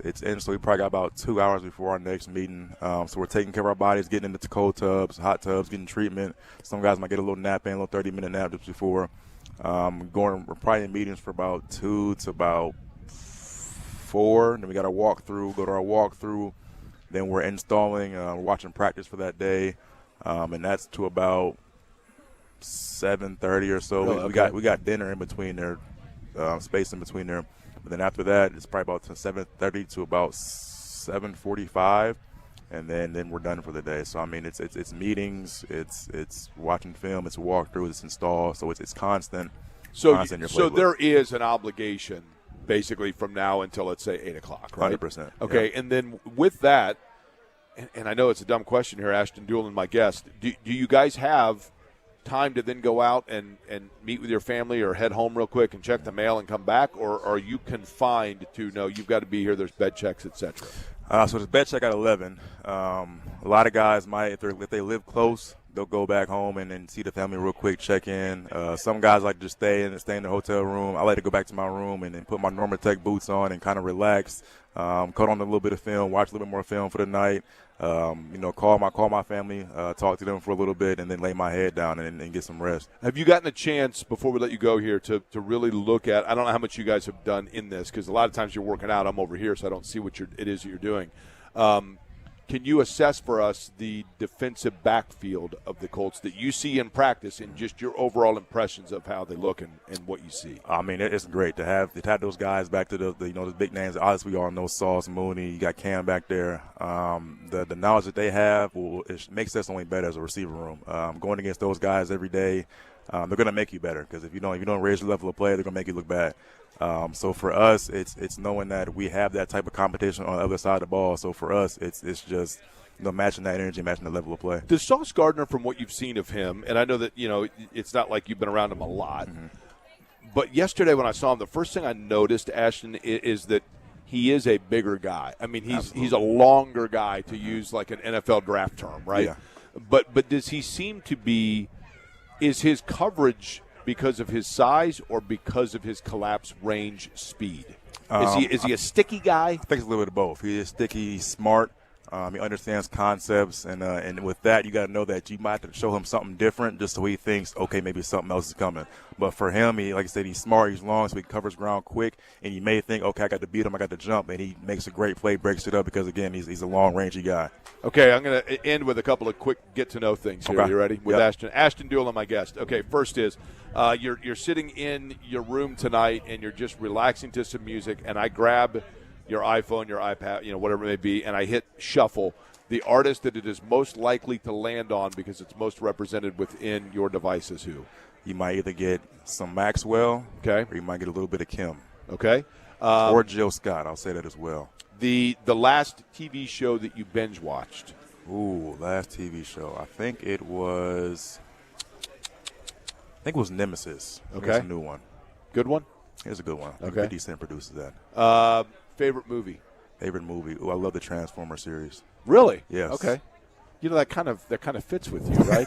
Because you can do a couple of things. Yeah, a little bit of right? everything. Like, that actually is perfectly fitting.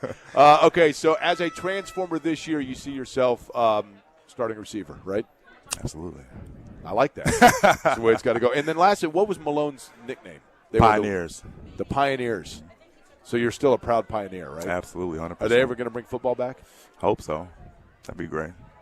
Maybe they'll bring you back to coach it someday, but not for a while, because you still got some NFL left in you, right? Absolutely, 100%. Ashton, I appreciate it, man. Like I said, I have always been impressed because I have an appreciation for guys that maybe have to sit sometimes and see somebody else get in front of them, and then they have to wait their opportunity, but when it comes, they deliver on it. And I think you've been able to do that. And it's why I always say every year, I'm telling you, every year when you make a catch, my phone blows up because people are like, you're right, Ashton Dulin made a play.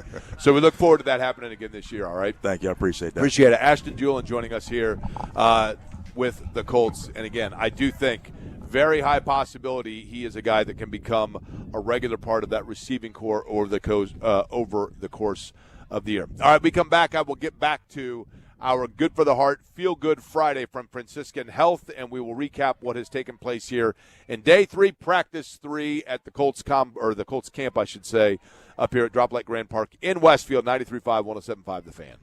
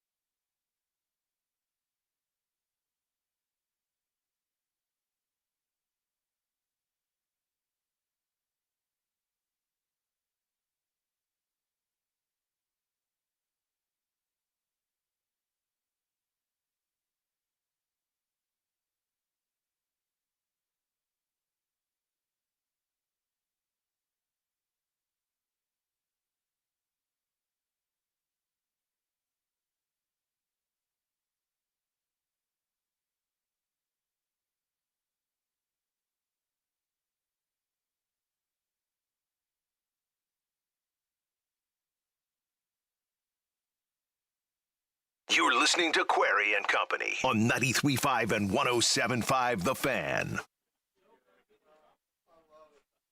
Eddie's spinning all the hits, man. This song's what, like 27 years old? Is that possible? 98, 99? What year are we thinking for this song, Eddie? What's your guess? I have no idea. Are you not familiar with Ricky Martin? I'm You're not familiar spinning with the hits because you're. I know Ricky Martin. I know the song. I couldn't tell you or care when the song was released. Couldn't care. Look, getting snippy here, huh? I think 90. I'm going to guess 99 or 2000 for that song. But anyway, back to our Franciscan Health Feel Good, Good for the Heart Friday. And I was mentioning just the number of people that reach out to me, and thank you to Ashton Dulin for stopping by there. The number of people that reach out to tell me that they got the heart scan from Franciscan Health, franciscanhealth.org/screening bundles is where you can find all the information and get registered for a heart scan. Just $49. It is non-invasive. It is super easy to do.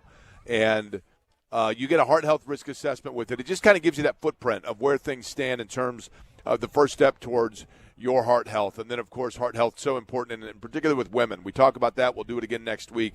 And talking about the importance of women when it comes to heart health, because the symptoms are a little bit different. You don't get the typical male symptoms. You get more of just kind of a burning in the shoulder or an odd feeling. And yet, you know, heart disease is a leading cause of death for women in the United States. So it is incredibly important, even though stereotypically we think of this as being something for men.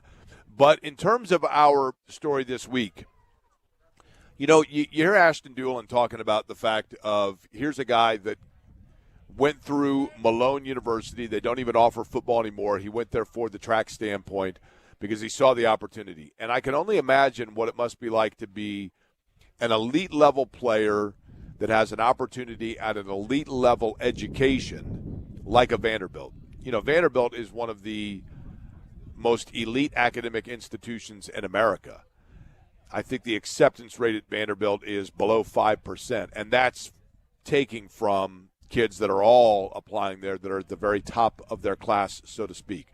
So you can only imagine what it must be like to get the opportunity to know that you, in fact, can go to Vanderbilt, get that education, and, you know, spring from there. So in the case of Max Clark, who's just 21 years old, when you're coming out of high school and you have the opportunity to go to a Vanderbilt, even though I realize he's going there predominantly for the baseball program, but to know that you have that chance, but yet you get drafted by the Detroit Tigers out of high school, and now you have the decision to make. Do you go and pursue the big league dream, or do you go and pursue the academic greatness that is Vanderbilt? And in the case of Max Clark, obviously we know that he went the path, understandably so, when you were a first-round pick in the Major League Draft, of trying his hand at baseball. And he was the 13th ranked prospect when he entered the Major League Baseball draft. He was the 3rd overall pick back in 2023, and he's been a productive minor league player already, just 21 years old. This year through 90 games, 11 home runs, 42 RBI, 50 walks, 21 stolen bases, all of that while, of course, playing out in the field and becoming showing why he is a top prospect within the Tigers organization. And the word is now out. We told you about it earlier this week, but I think today may well be the day. Max Clark out of Franklin Community High School, and we talk a lot about players from, and I know that there are, we talked about it yesterday, players from Central Indiana playing in the bigs, but for a state that is known for producing top NFL talent, top basketball talent, goes without saying, we don't talk as much about the baseball aspect of it. But according to Baseball America's Emily Walden, the call has been made. Max Clark is now going to be part of the Detroit Tigers. And, Eddie, it appears as though, we don't know it definitively, but they were off yesterday. We may be on this Friday, at the very least this weekend, but certainly possibly even today, seeing the debut here of Max Clark in the bigs with the Detroit Tigers. Today might be the day, right, Eddie? I would agree, Jake. They did scratch their starter today, Casey Mize. He's being connected into a lot of trades. MLB trade deadline is Monday at 6 o'clock. But until the official statement or release from Tigers PR is made, all we have is that report right now of Max Clark getting the call up to the big leagues. Okay, so Max Clark, congratulations to him. And another aspect that we can look forward to, I know, for example, listener of the program, Mo from Northwest Ohio, he's a huge Tigers fan. So now people in Central Indiana can have a reason to follow the Tigers as well, as Max Clark is on his way, it would appear, to making his debut in Major League Baseball. Franciscan Health, by the way, just $49. The scan can save your life. You get a heart health risk assessment with it. 833-238-0688 is the telephone number. That is 833-238-0688, the telephone number for Franciscan Health.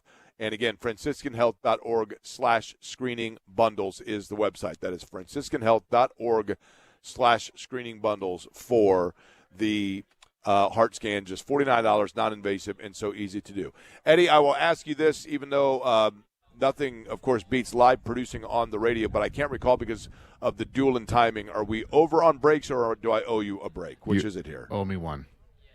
I owe you one. So we will take a quick recess. We'll come back, and we will get more into what took place here at the conclusion of this in terms of the regular days of the week.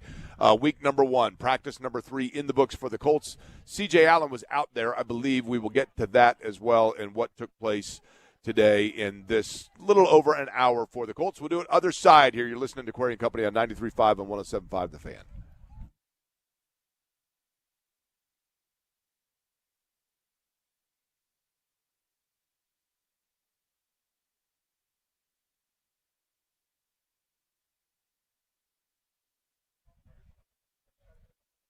Hey there, Jake Query for Surfside. Look for the can with the sunset stripes. Surfside, just 100 calories, 2 grams of sugar, and no carbonation, so always so smooth to enjoy. Iced tea with a splash of vodka, lemonade with a splash of vodka. You can always do a mix and match in terms of flavors. I personally love the tea with the lemonade mixture right there and that splash of vodka from Surfside. The very best. And this weekend, I know it's a little bit of clouds right now, but the sunset stripes on Surfside makes any day brighten up. So Surfside, look for it wherever you buy your favorite adult beverages. Please be 21 and please consume Surfside responsibly.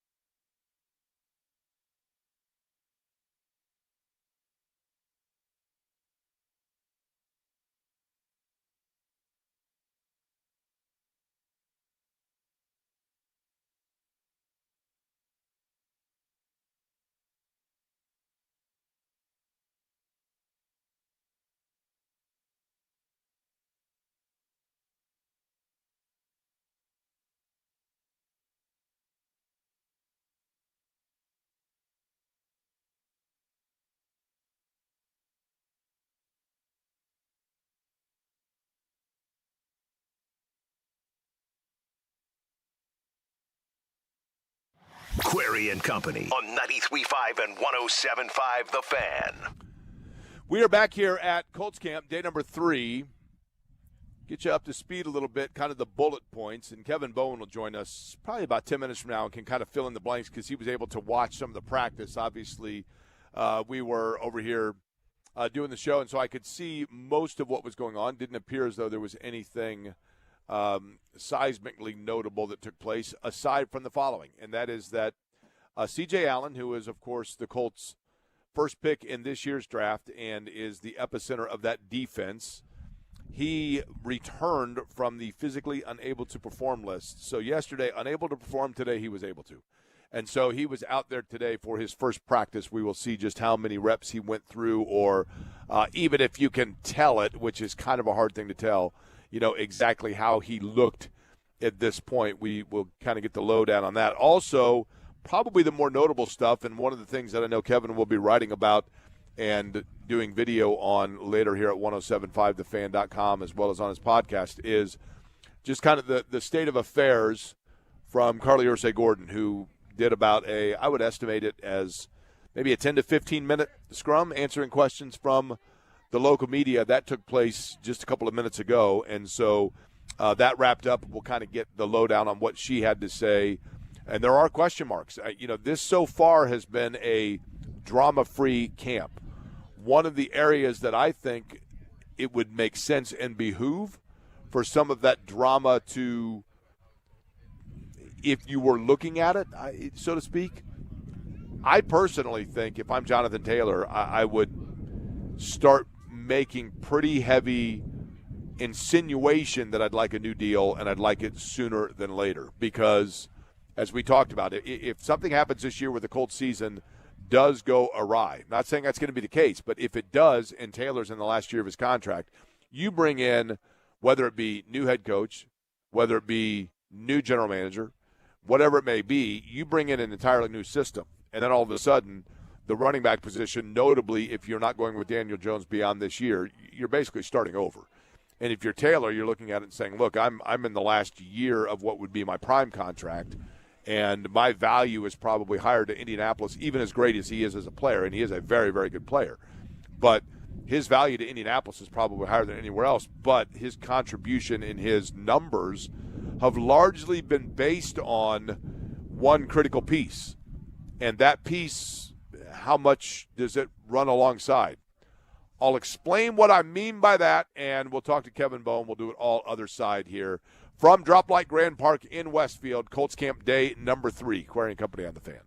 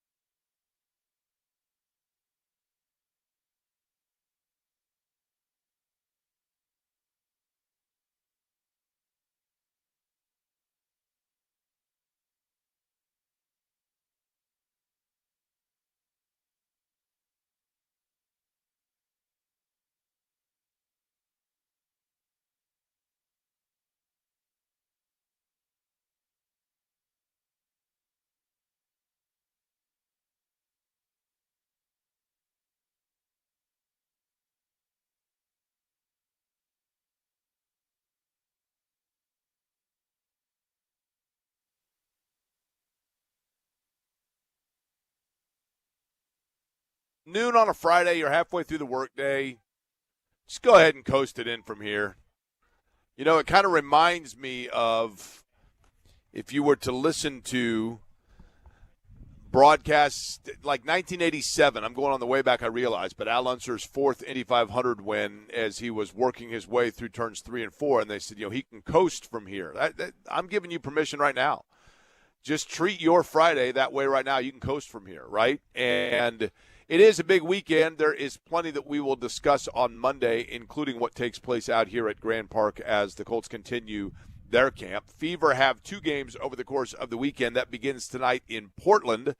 We will discuss that as well, and we'll recap for you maybe what Max Clark is able to do in his debut, presumably his debut with the Detroit Tigers this weekend. Indiana Media Day, you heard Curt Cignetti's comments, and what I think is kind of this transition of Curt Cignetti being, speaking for Indiana to now kind of speaking for the Big Ten itself. But before we get to all of that, there is still a lot to discuss as to what happened today.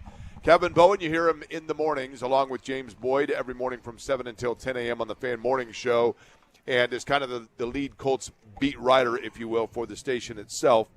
And yeah, Kevin, you look like it's been this busy, arduous, storyline-filled day today. I kind of feel like it lacks exactly that oomph so far. That's not a bad thing per se for the Colts, but am I wrong in saying that so far this has not had the juicy storyline drama that at times we've seen in the past? Yeah, I think that's a fair statement. I mentioned to you yesterday, or maybe the day before, Jake, that, this time last year you had just gotten Bernard Ryman a contract extension. That's right. That happened early in camp. One year, didn't we have Carson Wentz and Quentin Nelson breaking their foots on back-to-back days? I think that's right, yeah. David Porter had to, all of a sudden take care of those things. Obviously, we've had a holdout with Mr. Taylor. We've had awkwardness with Andrew Luck. So, yeah, I would say on the Grand Park drama, yeah, you wouldn't put this on Netflix. Okay, let's begin with the story of today, and that is that their first, and I know he wasn't a first-round pick, but their first selection in the draft, C.J. Allen, was activated for the first time. I assume not a lot to report in terms of on-field stuff, but he was out there, right? Yeah, he actually did do some team drills, which, sometimes you see these guys get back into work, and it's individual stuff, and then they don't do the team stuff. But C.J. Allen did do a little bit of that. So, yeah, I would say good sign there. I will mention, too, Jake DeForest Buckner took part in 11-on-11 drills for the first time in camp. Again, not doing a ton, but, if you and I talked last Friday and you would have said, hey, Kevin, we're going to talk next Friday. It'll be day 3 at training camp.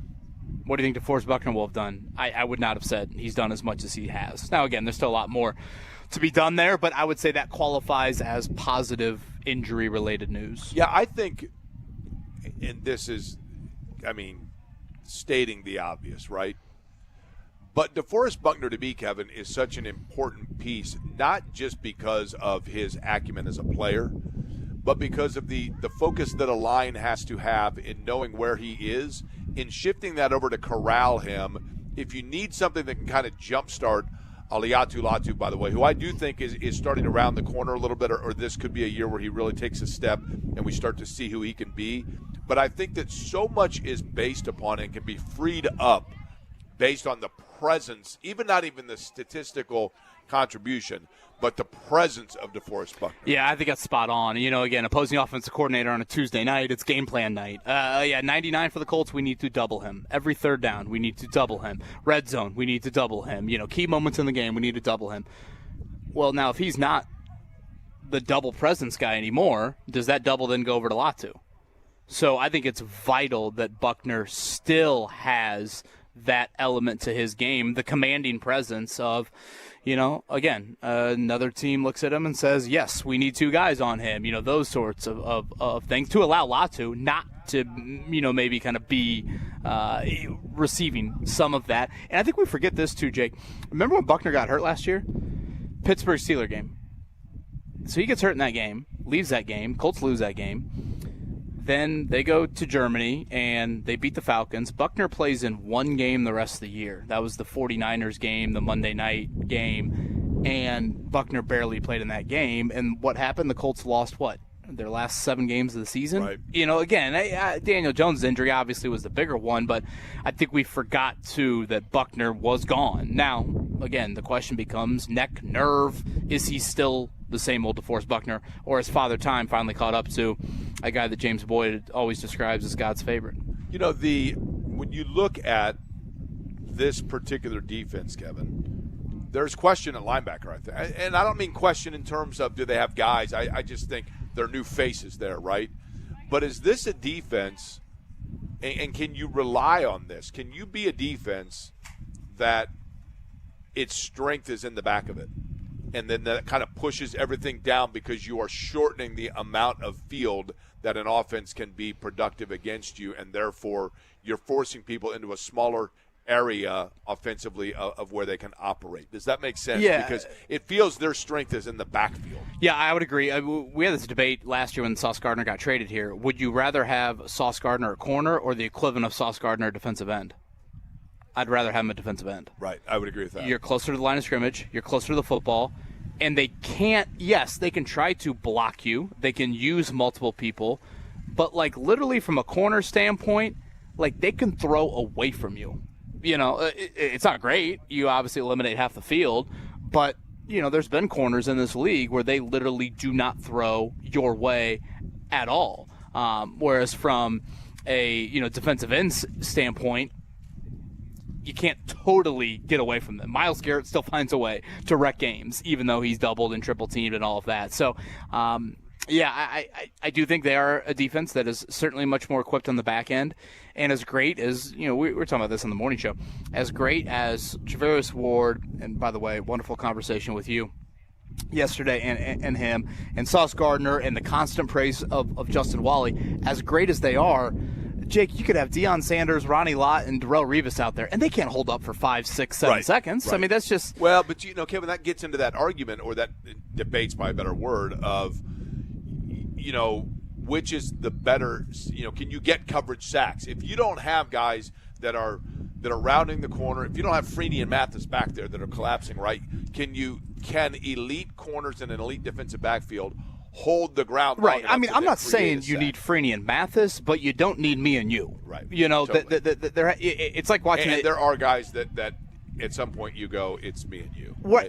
It's like watching Indiana Fever right now. They're so good offensively. You're not asking them to be the 85 Bears. You're just asking them to have some semblance of a defense. If right now Stephanie White could say, you hold every team to 92 points the rest of the season.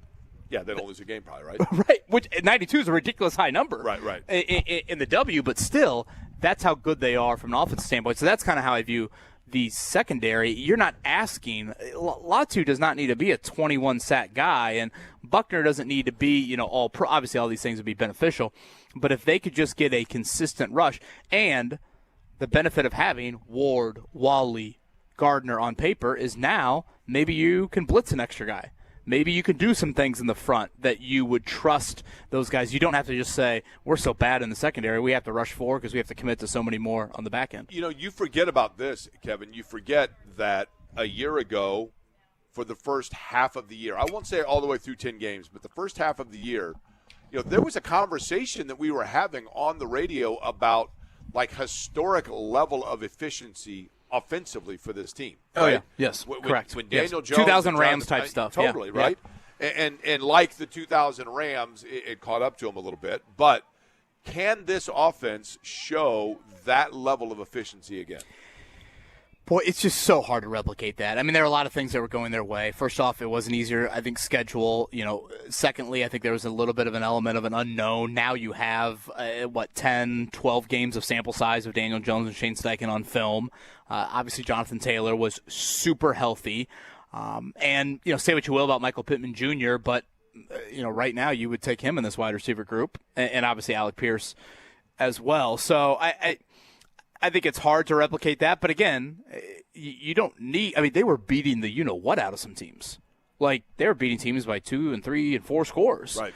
So you don't even need to reach that level. If you can find, 80% of that, and then your defense takes a little bit of a jump, which, I think that's kind of the unknown, Jake, is the old phrase of the grass isn't truly always greener. There's a lot of newness to this defense. Does that mean they're better, or were you just ready for the new girlfriend? Right. You know, like, right. I'm just kind of old with that. You know, that's stale. It's kind of run its course. I'm not ready for new girls. I know that was really poor. And Shannon, to be very clear, I'm not. Shannon doesn't know what you I do should for a have living, Kevin. Shannon. You should You're have more okay. of those questions about him than he should be having. You're okay, right? About you. Let me be abundantly Shannon clear is ready on for that. the new boyfriend. Yes, that is correct, right? Yeah, I think she's been ready for about 20 years. frankly, that we know. But that, you know, like, is day one CJ Allen better than Zaire Franklin? Is day one AJ Halsey better than Nick Cross? Is day one Justin Wally better than Kenny Moore II? Are you surprised Kenny Moore II, by the way, is still available? A little. I think with veterans, it's just kind of weird. Like, did San Francisco have one more injury, and then all of a sudden the $5 million deal that Deebo Samuel got last night became $7 million? Right. Is that what Kenny Moore is banking on? I mean, probably. I know it's harsh to say, write it but like at some point though, when you're in that situation of I'll wait until I'll wait for the perfect situation. Let me get a month. Now again, there might be the counter to that. Would say, hey, wouldn't it be good to build chemistry and play with your new defense and all of that? Sure, but sometimes I think how veterans go about, and again, this is a bad analogy, and we talked about it yesterday on the show. But remember Xavier Howard last year for the Colts? I mean, he showed up August 20th, instantly became a starter. It didn't go well, to be very clear, but like there are some veterans that just kind of have that clout. And so, does Kenny have a little bit of that clout? Which leads to a really dumb question, and that is there the possibility, if there is attrition and he's available, that he returns here? Oh, oh boy, gosh, I haven't even given that any thought. No, I don't think he has like I'm sick and tired of being mediocre, like bleep the Colts. But I think he has a little bit of like, I kind of want to go somewhere where I think January could be real. Right. Understood, right? Yeah, and deserve. I mean, he's one of the few that's actually experienced the 2 playoff years in the Chris Ballard era. He came here in 2017. By the way, I got to ask you this: on the driver's license, are you 6'4"? Yes. Yeah, I mean, you are legit 6'4". Well, good question. Because I'm 6'3", and you're taller than me. Well, here's the thing, Kevin. I hate to publicly admit this. My most recent physical, I believe they said that I'm now 6'3" and 5/8". Gosh, now I might be 6'2" and 5/8". So, well, no, I think you've got until like 51, 52, and then you start going the other. Oh gosh, okay. So, that's what. Well, I asked all that to say, we're so great. I love being up here because you get to interact with so many of these great fans, and they're very generous. They're very nice. I enjoy listening to the show. We just had a guy walk by who was, yelling your name. I was listening to you yesterday when you said, "Hail your Panthers" to some woman. People tend to come up to me and be like, "Oh my gosh, I can't believe you're that tall." Are they referencing I sound like I have a little voice? Yeah. Maybe. Should I? Well, should I be offended by that? I don't know how to view. Do I have a 5'8" voice? It may be that, and you said you're 6'3", right? I think maybe 6'2" after what you just told me. It may be that for a while there they were used to seeing you next to me, and I'm 6'3" and 5/8", and so therefore they became accustomed to the fact Mouse you're in smaller. the house. Right? Yeah. I mean, that might be it. Okay. So based on that, I have a question for you also along those lines, and I do want to get to what Carly Ursay-Gordon had to say after practice today, but you referenced conversations on this show from the other day. We had Matt Verderame on. I think that was on Friday. I talked to Matt Verderame. He's a good listen. He's great. Yeah, he's always fun. And he made reference to the fact that, like, right now is the safest time ever to go to one of the restaurants that's been rumored to be a part of this. And I know it's lunchtime, so we'll keep it clean. But, that parasite that's going on. Right? Yeah. Uh-huh. And he was saying right now is probably the absolute safest time to go that. It's kind of like after if you hear about, like, a big brawl that breaks out in a bar, that bar suddenly for a week is like the safest place to go, right? Yeah. So yesterday, Kevin, you're a parent, so I want your thought on this, okay? With the new hours, knowing that I had my summers, things getting done a little bit earlier, I joined a pool for the summer, okay? I love that, by the way. So each day. Adult Swim! Here comes a cannonball from Jay Query. So I go to this pool. Are you pencil diving off the high dive? Yeah. You know what? Shannon, watch how little of a splash I can make. I do a mean can opener. I'm not going to lie to you about that. I delay till the very last second. Oh, yeah. It's great. Yeah. So So yesterday I go to the pool. I show up at the pool, and I'm not afraid to admit, I actually, because I like doing this floating thing that I've discovered, I actually stopped at a pool store and bought two floating noodles. Oh, my right? gosh. So I'm walking in. I got my little floating noodles. I swear, if I see you at the neighborhood pool, the kids are back in the car. We're going to be into the other one. So they scan my card, and the kid says to me, pool's closed till 4. And I look at my watch, and it's like, I don't know, 5 after 3 or something. And I said, it's closed till 4. What happened? We had a puker. So I said, wait a minute. So I look, and I can see a couple of the high school lifeguards, and they're dumping like 9 bottles of chlorine into the water, and they're doing the little test thing, right? Sure. Oh, yeah. So they're doing that, and I now realize that I have 2 choices. One is to go home and then come back at 4. The other is to swallow my pride and just lay there and lay out by myself, mind you, okay, for an hour and wait, like keep looking at my watch and then waiting for them to blow the whistle, right? So my question for you is this, as a parent, okay, do I subscribe to the Matt Verderame theory here of probably this pool has never been cleaner and therefore the time is now? Or do I act as a responsible adult that is at the age of such that I'm no longer 6'4", but rather 6'3" and 5/8", and just say, you know what, I'll come back on Monday and let things No. I think, yes, I endorse what Matt was saying. Yes, it's the perfect time to go in. I mean, chlorine kills everything, right? I mean, you know how much what's probably been in that pool. Okay. You well, so which way do you think I went with it? Which decision do you think? I think you went home. 4 o'clock, the kid blew the big plastic whistle and said, wow. "Pool's open," and guess what? A party of one inside the deep end now. I didn't do the cannonball, but I will tell you, I was out there with two noodles floating around all by my lonesome, and it was glorious. Although I did miss the sounds of kids splashing and Marco Polo and all that. That's summer, right? Sure. I didn't have that. Sharks and minnows action. Yeah. It's just now, me by my lonesome.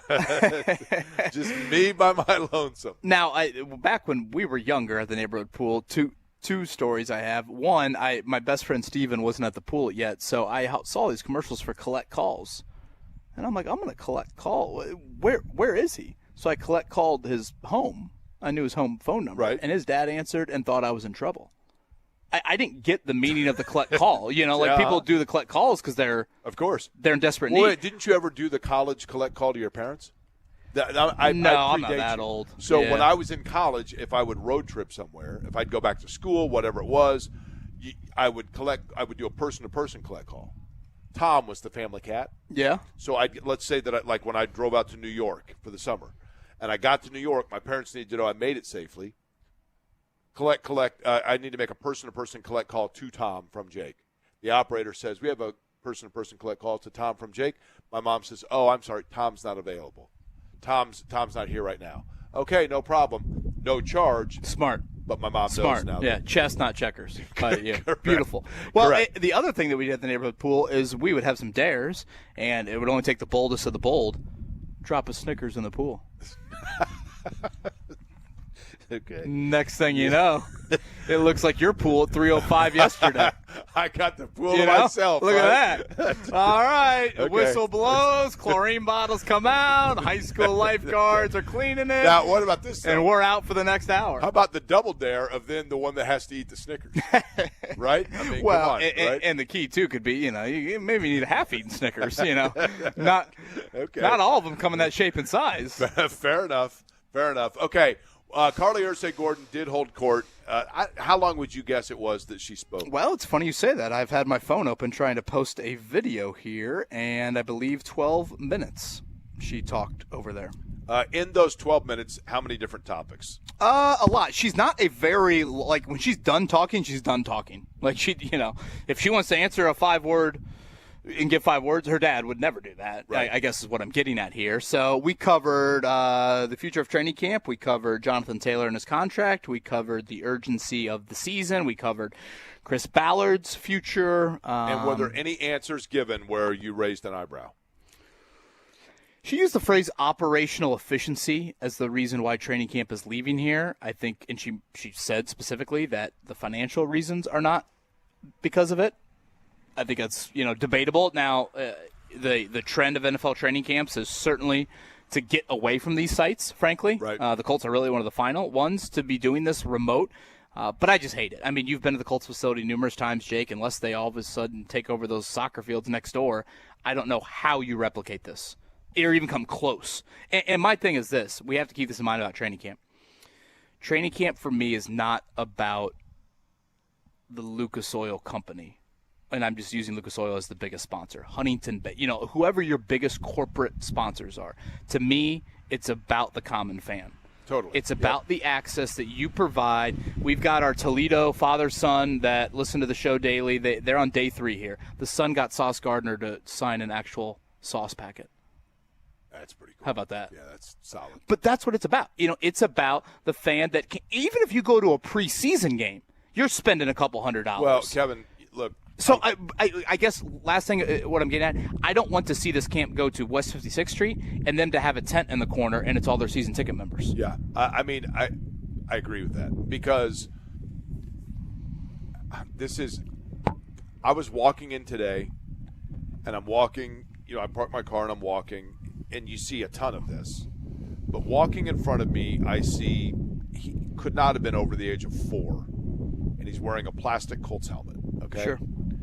And I remember, I have a picture of myself and Doug Rippinger when I was 5 years old, and I'm wearing a Reds, one of the plastic batting helmets, and he's wearing a Yankees one. And I really did think if we told people we were Johnny Bench and Thurman Munson, they were going to believe it, right? I really felt like I was an adult in that. And so this little kid's walking in, and I took myself back to when I was that age. My dad worked in the steel business and had been to Pittsburgh and brought back a Steelers hat, okay? And that birthed in me this fanaticism about the Pittsburgh Steelers because I was like a part of it. And I'm watching this little kid walk in, and I'm thinking to myself, there it is right there. This kid, after 1 hour today, is going to eventually be a 50-year-old guy in Central Indiana whose life is passionate about the Colts because he's going to remember that walk. Right. And that's kind of what this is about, right? I mean, it's the first memories that you're able to create. And, a lot of it is here, and you and I are overlooking the Colts city right here. It's not necessarily, Daniel Jones threw a good out that's route. What I mean. The practice is going on, and kids are out here running drills. My kids were here yesterday. They watched practice for 3 minutes. It's all about this other stuff, and they're on cloud 9 because they got a football card. And it says Max, it says he's a quarterback. So that was a topic to discuss. Find a way. She says she spoke to the team earlier this week. Find a way, the big mantra. She uttered the phrase, I would say quite often, about I feel like we have all the pieces necessary to win. Chris Ballard contract extension doesn't sound like that will be happening, but she sounded a little more open-minded to player contract extensions when asked about Jonathan Taylor specifically. Taylor is one, Kevin, you and I have talked about this.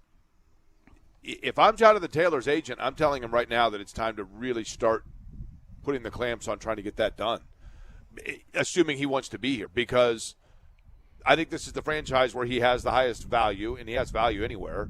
But if I'm Jonathan Taylor, Kevin, I don't know that I'm risking to see how this – I don't know that I'm playing the year without an extension. I mean, I am, but you get what I'm saying. Because if the year goes south and they make changes, Jonathan Taylor is the one that's most going to impact, right? Yeah, I can look at the Taylor own thought process in a variety of ways. I mean, yes, you would say a running back, you always get your money. You always get your money. Father time is right around the corner. Father time's, but at the same time, he's been so darn durable throughout his career. And yeah, do you want to be tied, to this, whatever this is going to be here in 12 months? But at the same time, is there any element that says, oh, Colts, you're handing me a contract that's super front-loaded, that's only for 1 or 2 years. I've got one more big payday. And if I go out there and have an 1,800-yard season, can I really cash in on that? Now, it's a dangerous game to play. How many – Boy, he's also hoping Daniel Jones is there each and every week because that was a huge difference when he was. Sure, exactly. Right? And that's what I think it makes it hard for a running back to carry it. And I'll end with this because I know you're up against it. You and Eddie can get into this because – you think about the history of this franchise, great running backs in this franchise's history. How many have signed 3 multi-year deals? Correct. Edgerrin didn't do it. Adai didn't sniff it. 3 multi-year deals. And now think about that a little bit more league-wide. Christian McCaffrey got traded. Saquon Barkley got traded. Derrick Henry eventually left Tennessee. You just don't see that position. Historically with the Colts, and historically running backs changed a whole lot over the years, But Frank Gore at the 49ers, find me one recently that has done that. I guess I just bring that up to say Taylor is truly even an anomaly. Adrian Peterson moved on eventually, right? Right. Yes, and I also would add too, look at when Adrian Peterson was last in his prime. And that was a while ago, right. So I guess Taylor is truly an anomaly. But Carly had a lot of complimentary words about him. So my assumption is with the cap space left that Jonathan Taylor and Quentin Nelson could very well get new deals by September 13th. Okay, lastly, two things. A year from now, when they are at the Colts complex, will this be a training camp that does have fan availability?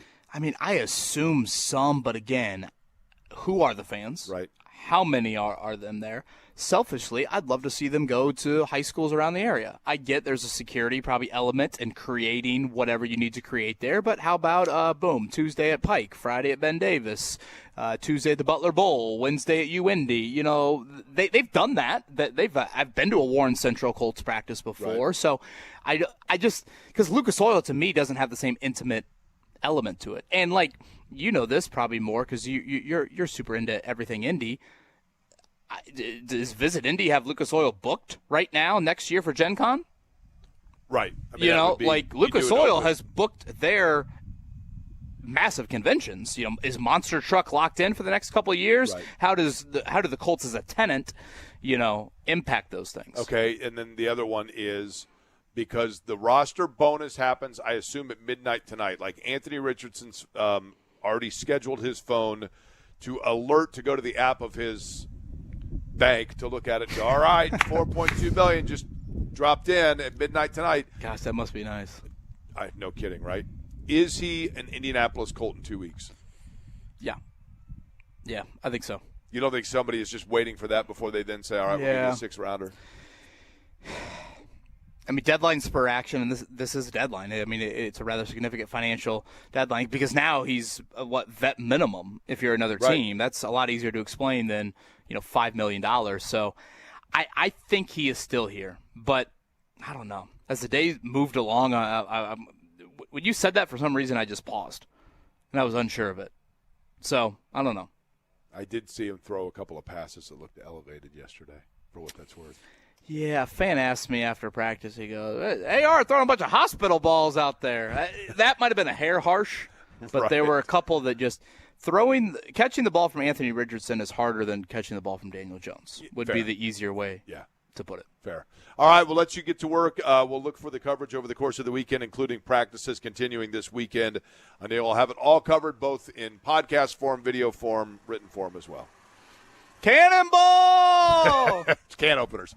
Cannonballs, I don't know how it was where you grew up. Cannonball, 2 legs, can opener, 1 leg. I'm a can opener guy. Was doing can openers yesterday, first one in the pool, 4 o'clock, and it never has been cleaner. We'll come back. We'll get back into what happened with Kurt Signetti, and we haven't heard from Eddie as much today. Eddie, do we have tickets to give away? I believe we do we not? We do have tickets, Jake. Yes, we do. All right, we may do a little get to know your listener, but we'll have Eddie figure that out on the other side. When we return to now a very quiet, it's like being at the Masters, Augusta. Colts camp cleared out here for Friday, but back at it they will be again tomorrow. It's Query & Company here, 93.5, 107.5 The Fan.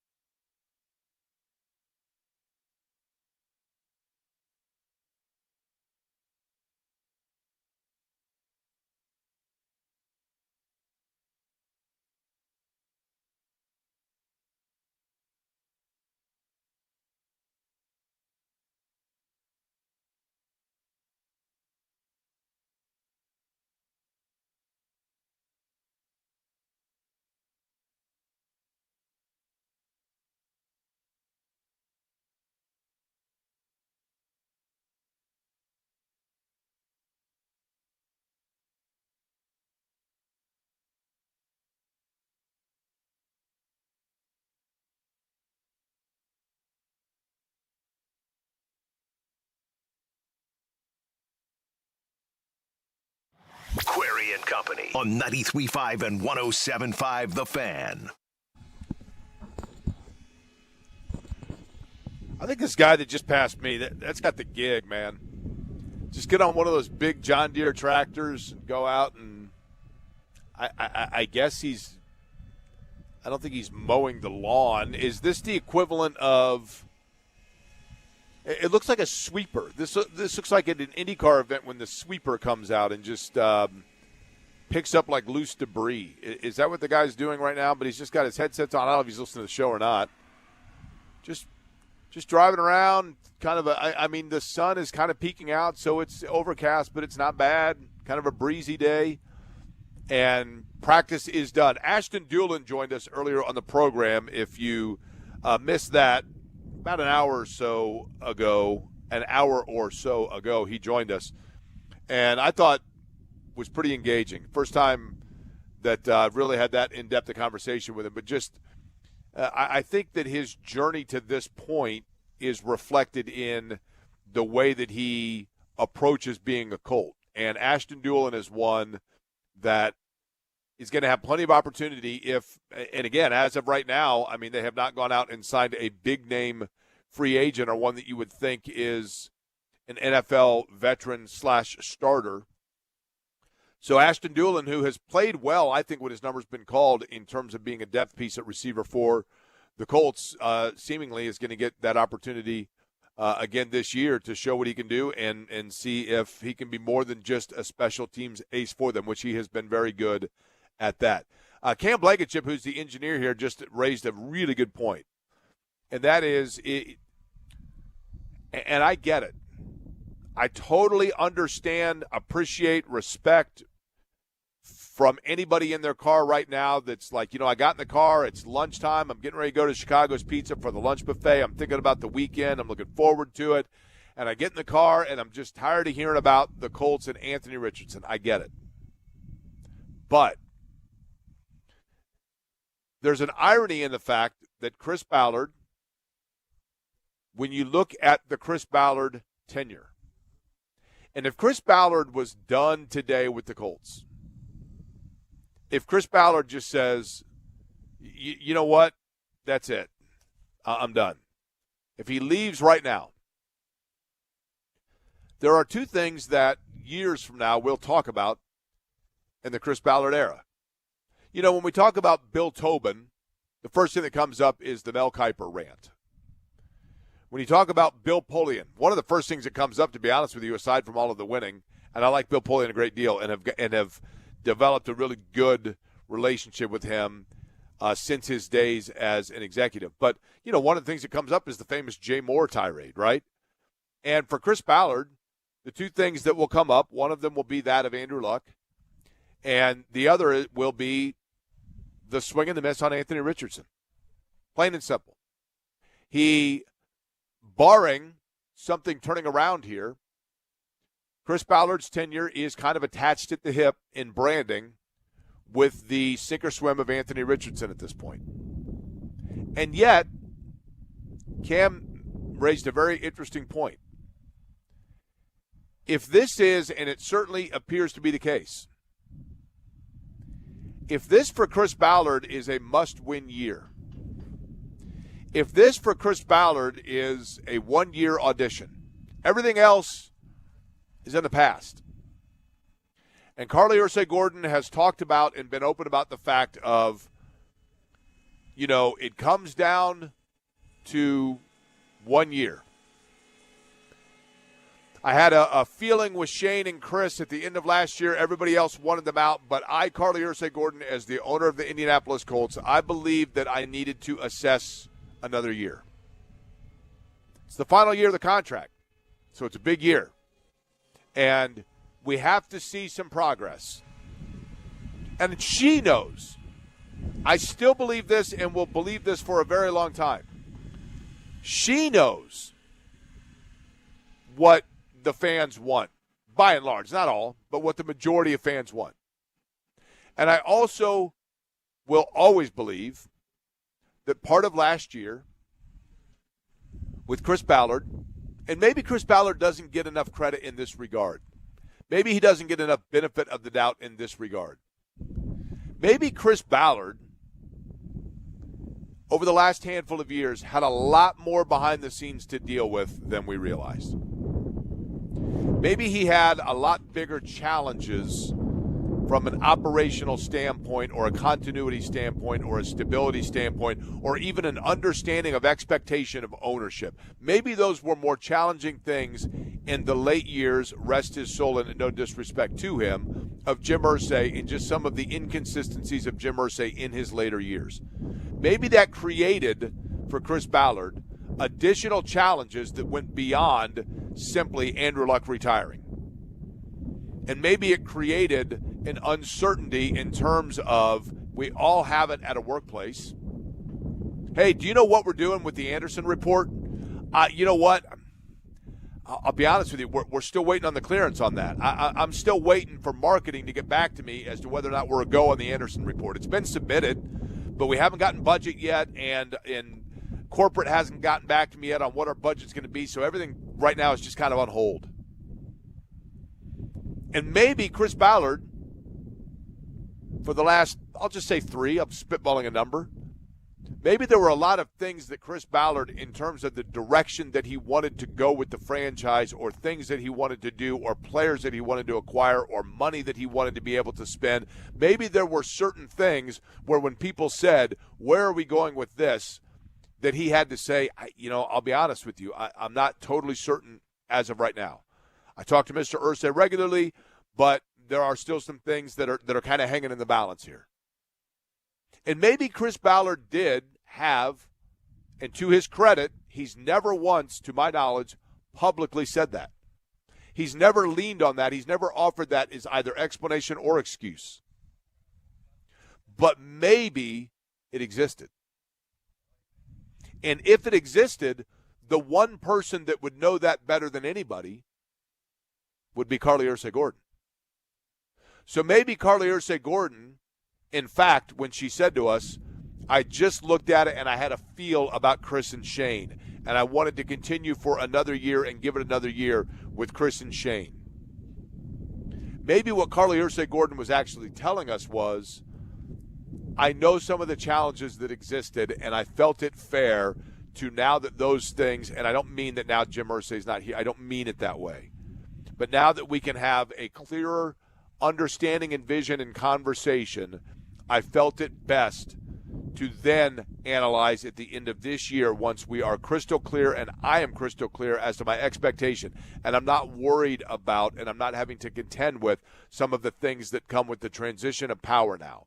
I've been here a year. I've been in charge for a year. I've been around it a long time. But now we can have very clear-cut definitions and outline of expectation moving forward. And I want a year of that before I can assess where I am with Chris. And Chris Ballard may know that. And he may know to himself, that means that this year I have to win. All of the other noise is understood between she and I.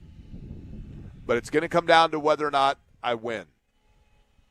And if he knows that, and if he knows that there is always a question mark of long-term health reliability of Daniel Jones, does Chris Ballard look at that and say, in this year where I have been given this etch-a-sketch clean slate and this understanding from the owner that things are analyzed in terms of how my team wins this year,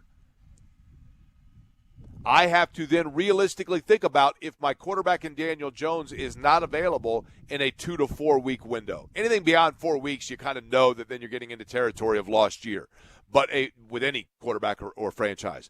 But on a 2 to 4 week stopgap basis and situation, if Chris Ballard knows that an opportunity is there for someone to have to fill in for Daniel Jones in the short term, does he truly feel that Riley Leonard right now gives him the best chance to win and sustain in a 2 to 4 week gap, more so than Anthony Richardson, when he knows that in the end his fate rests upon how they work and operate this year, including in that 2 to 4 week gap?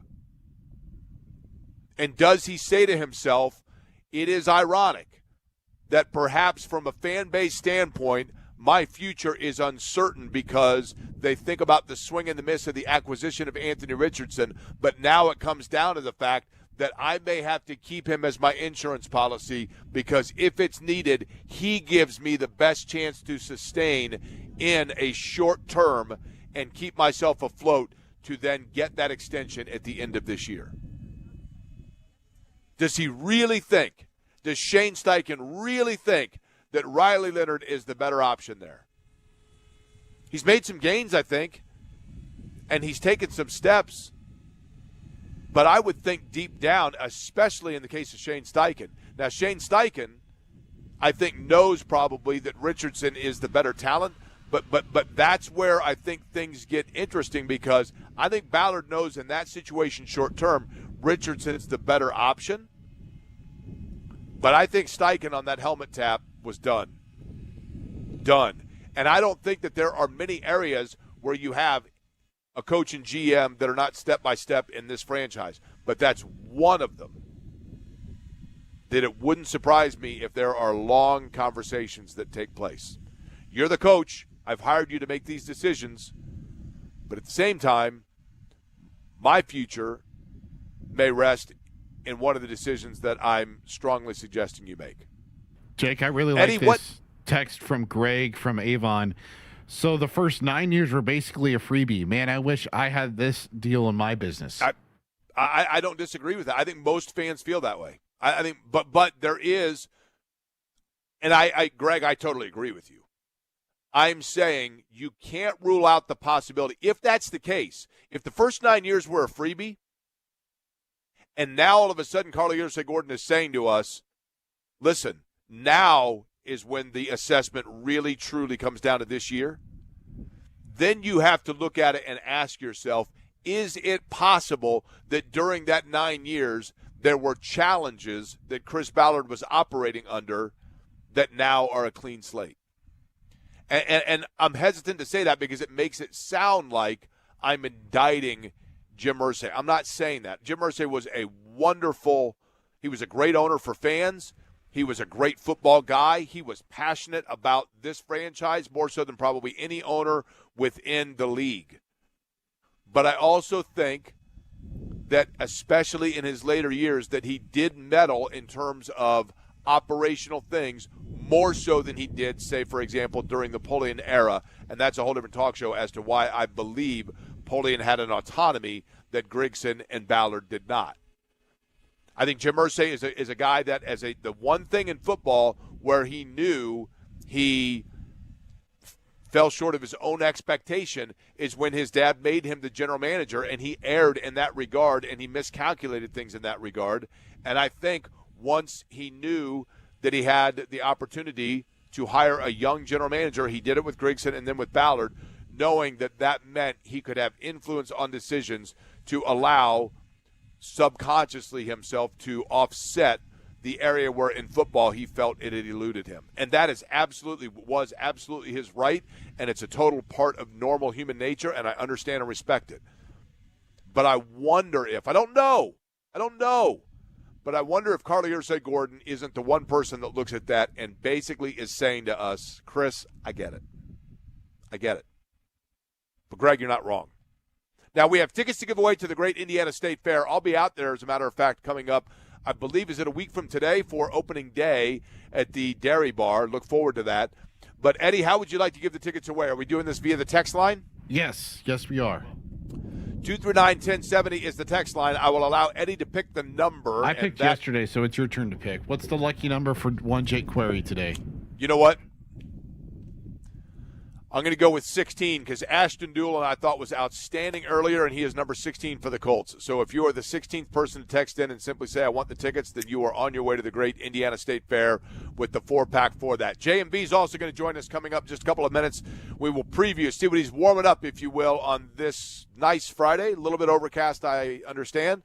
But it's going to be a gorgeous day, and even though there is rain, it is still the weekend. We look forward to it. But before that, we have John coming up 3 o'clock today. We'll find out what he's got going. Brought to you by the good guys at Love Heating and Air. Love-HVAC.com is the website. 317-353-2141 is the telephone number. An official Heil Heating and Cooling dealer. And J&B will join us to preview his program. We'll do it all next.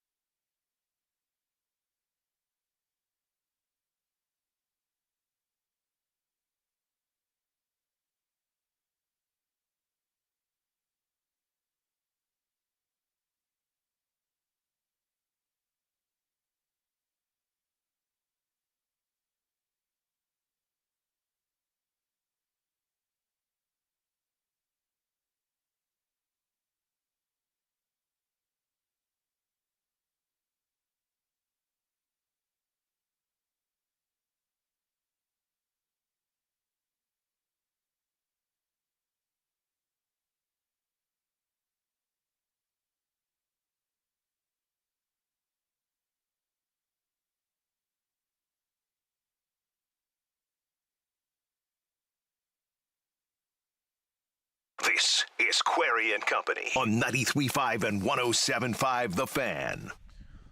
You know, the only problem with this song,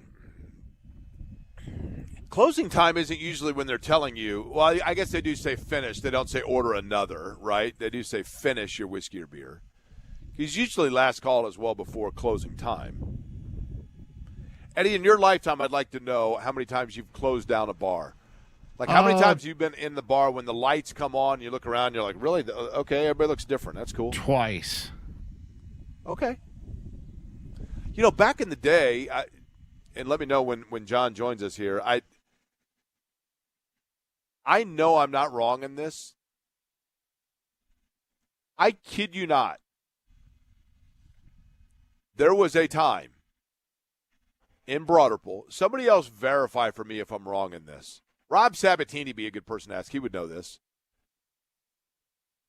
Rob Sabatini, by the way, who's a great dude and has been a staple in not only Broderpool but racing in general, and just went through and was finally all charges were dropped on an absurd charge and allegation against him in terms of business improprieties. And I knew absolutely from the get-go, I'm telling you, there's no way, because just a salt-of-the-earth dude. But Rob would be able to tell me this, and I think J&V will be able to back me up on this as well. John, without even presenting to you the option that I'm thinking of is the correct answer, I'll just ask you. In the mid-'90s, so we'll say like 95, 96, somewhere in there, if you were out in Broad Ripple on a Saturday night, the bars stayed open until what time, John? I always thought it was 3. I think that's right. I was going to say 3:30, but I think that's right? And then I think there was always one. I always thought it was 3. Yeah, it was 3. Because I remember being in Paco's at like 3:30 or 4 o'clock in the morning, right? Which is, in hindsight, is just insane. Totally insane. But nonetheless, you would go you would go. What was the burrito as big as your head place? Everybody would go afterwards. The place would be yes. Yeah. It would be a disaster afterwards too. So it was always 3. Yeah, that's which is just amazing because you drive. and I get it now. I mean, different areas of the city where people go, but I don't know that you have the one concentrated area like you did back then. John, what's on the big program today here on a Friday that you are warming up for 3 o'clock today? Debbie Antonelli will join us. You got the Fever in Portland later on tonight, and we're going to talk to who else? Oh, Adam Rittenberg of ESPN regarding Big Ten college football, and we'll get I think Zach Hicks for the first time. Is that Locked On Colts? I believe is what that is. I think he's going to be on for the first time. So that's cool. Just like that on a Friday, we shall do it. By the way, I like the fact that you said, and you know, I saw the post that was made about it, but you're right. Suddenly now that the Fever are playing well and they're scoring at a high rate and they are defensively better, I'm not saying that they're probably where Stephanie White likes, but they're better than they were at the beginning of the year. But they're clicking right now. They've won 4 in a row. They've won 5 of 7. And all of a sudden, like, all of the noise seems to be silenced a little bit. Right, John? Yeah, the idiots. Yeah, the idiots that they didn't know anything. That for some reason, because they became Caitlin Clark fans and they were bowing at the altar right there. They thought that they were these basketball wizards and they don't know jack squat, and they blamed it on everybody but the issue. I think she feels better. I think she is playing better. Defensively, they're still not that great, but offensively, they are spectacular. I love the way they played the other night, and I love that it's quieted that. And then the verbal grifters have all shut up too, man. What are they going to do about their clicks? Their clicks. Not my clicks, Jake. My clicks. And half of them that are, listen, half of them are like bots that attach onto anything having to do with the Fever, and they take everything as being overly critical, and it's just like, I mean, it became exhausting after a while. So I certainly hope this continues for that aspect and that area of it. John, we've been out here for the last 3 days. Ashton Dulin joining me today. Shavarius Ward joined me yesterday. Both of them really good conversations. AJ Holsey on day one. And I'll be out here Monday and Tuesday, but then things kind of shift from the morning practices to the afternoon practices, and that means that your presence will be felt out here coming up next week at some point, correct? I believe I'm not out until the 20th. It's going to be a minute. So it's that late, because I couldn't remember when they kind of shift into the evening practices or whatnot, because John, it is just, again, it's surreal. I don't mean to belabor the point, but to get out here and I've enjoyed being out here, but I start every day at 10 o'clock, and literally this place is empty by like 11:20. I mean, they practice for an hour, and they're done. I'm sure that guys Jake, in the mid-80s and mid-90s like. My biggest question is this of you. Do I have to, if I come out there, when I come out there, is it mandatory that I wear a bucket hat? Do I have to wear a bucket hat? Well, listen. Stand on the sideline with a clipboard or a notepad. Do I have to do that? But I've seen a couple of unique and organic people wearing bucket hats with Hawaiian shirts, so that might be right up your alley. Man. Well, I didn't know. Yeah. I didn't know if that was mandatory or not. It certainly looks it. Under this tent, it's not, but on the sidelines, it certainly looks that way. But I have not one, not two, but 3 of them that were giveaways for the Oasis concert in England, so I can at least hook you up with one of them, John, if you need one. But I don't know if it's mandatory, but it certainly looks fashionable, right? Yeah. All right, 3 o'clock today, Debbie Antonelli, amongst others, with John to get you set for the weekend. We look forward to it, John, all right? All right, buddy. Have a great weekend. Appreciate it. Again, brought to you by the good guys at Love Heating and Air, love-hvac.com, 317-353-2141, the very best in terms of heating and cooling. John, as a reminder, will obviously be with you tomorrow for as well the J&B Takeover. My understanding is tomorrow possibly some rain in the forecast. Testing getting underway out at the Indianapolis Motor Speedway for the IR28. Alexander Rossi will be on the road course in the Chevrolet new chassis. Alex Palou will be on the road course in the Honda with the new chassis. And we may try to catch up with one of the 2 of them coming up early next week to find out exactly just overall what they felt, what they saw from those cars. Again, thanks to the Colts so far for the hospitality. We'll be back out here on Monday and Tuesday. AJ Halsey, that is available podcast form. So too yesterday, the conversation we had with Shavarius Ward. And then today's, I thought, a fun conversation today with Ashton Dulin and talking about Malone. Thanks to Jenna Fryer. Thanks to Kevin Bowen as well. Eddie, you said we did give the tickets away. Who was the winner? Yeah, congrats to Parker. And anytime we say chassis, Jake, you have to go, chassis. The chassis. How's that? All right, Parker, you're on your way to the Great Indiana State Fair. Everybody have a wonderful weekend. We will be back with you Monday, 10 a.m. Thanks for listening to Query & Company.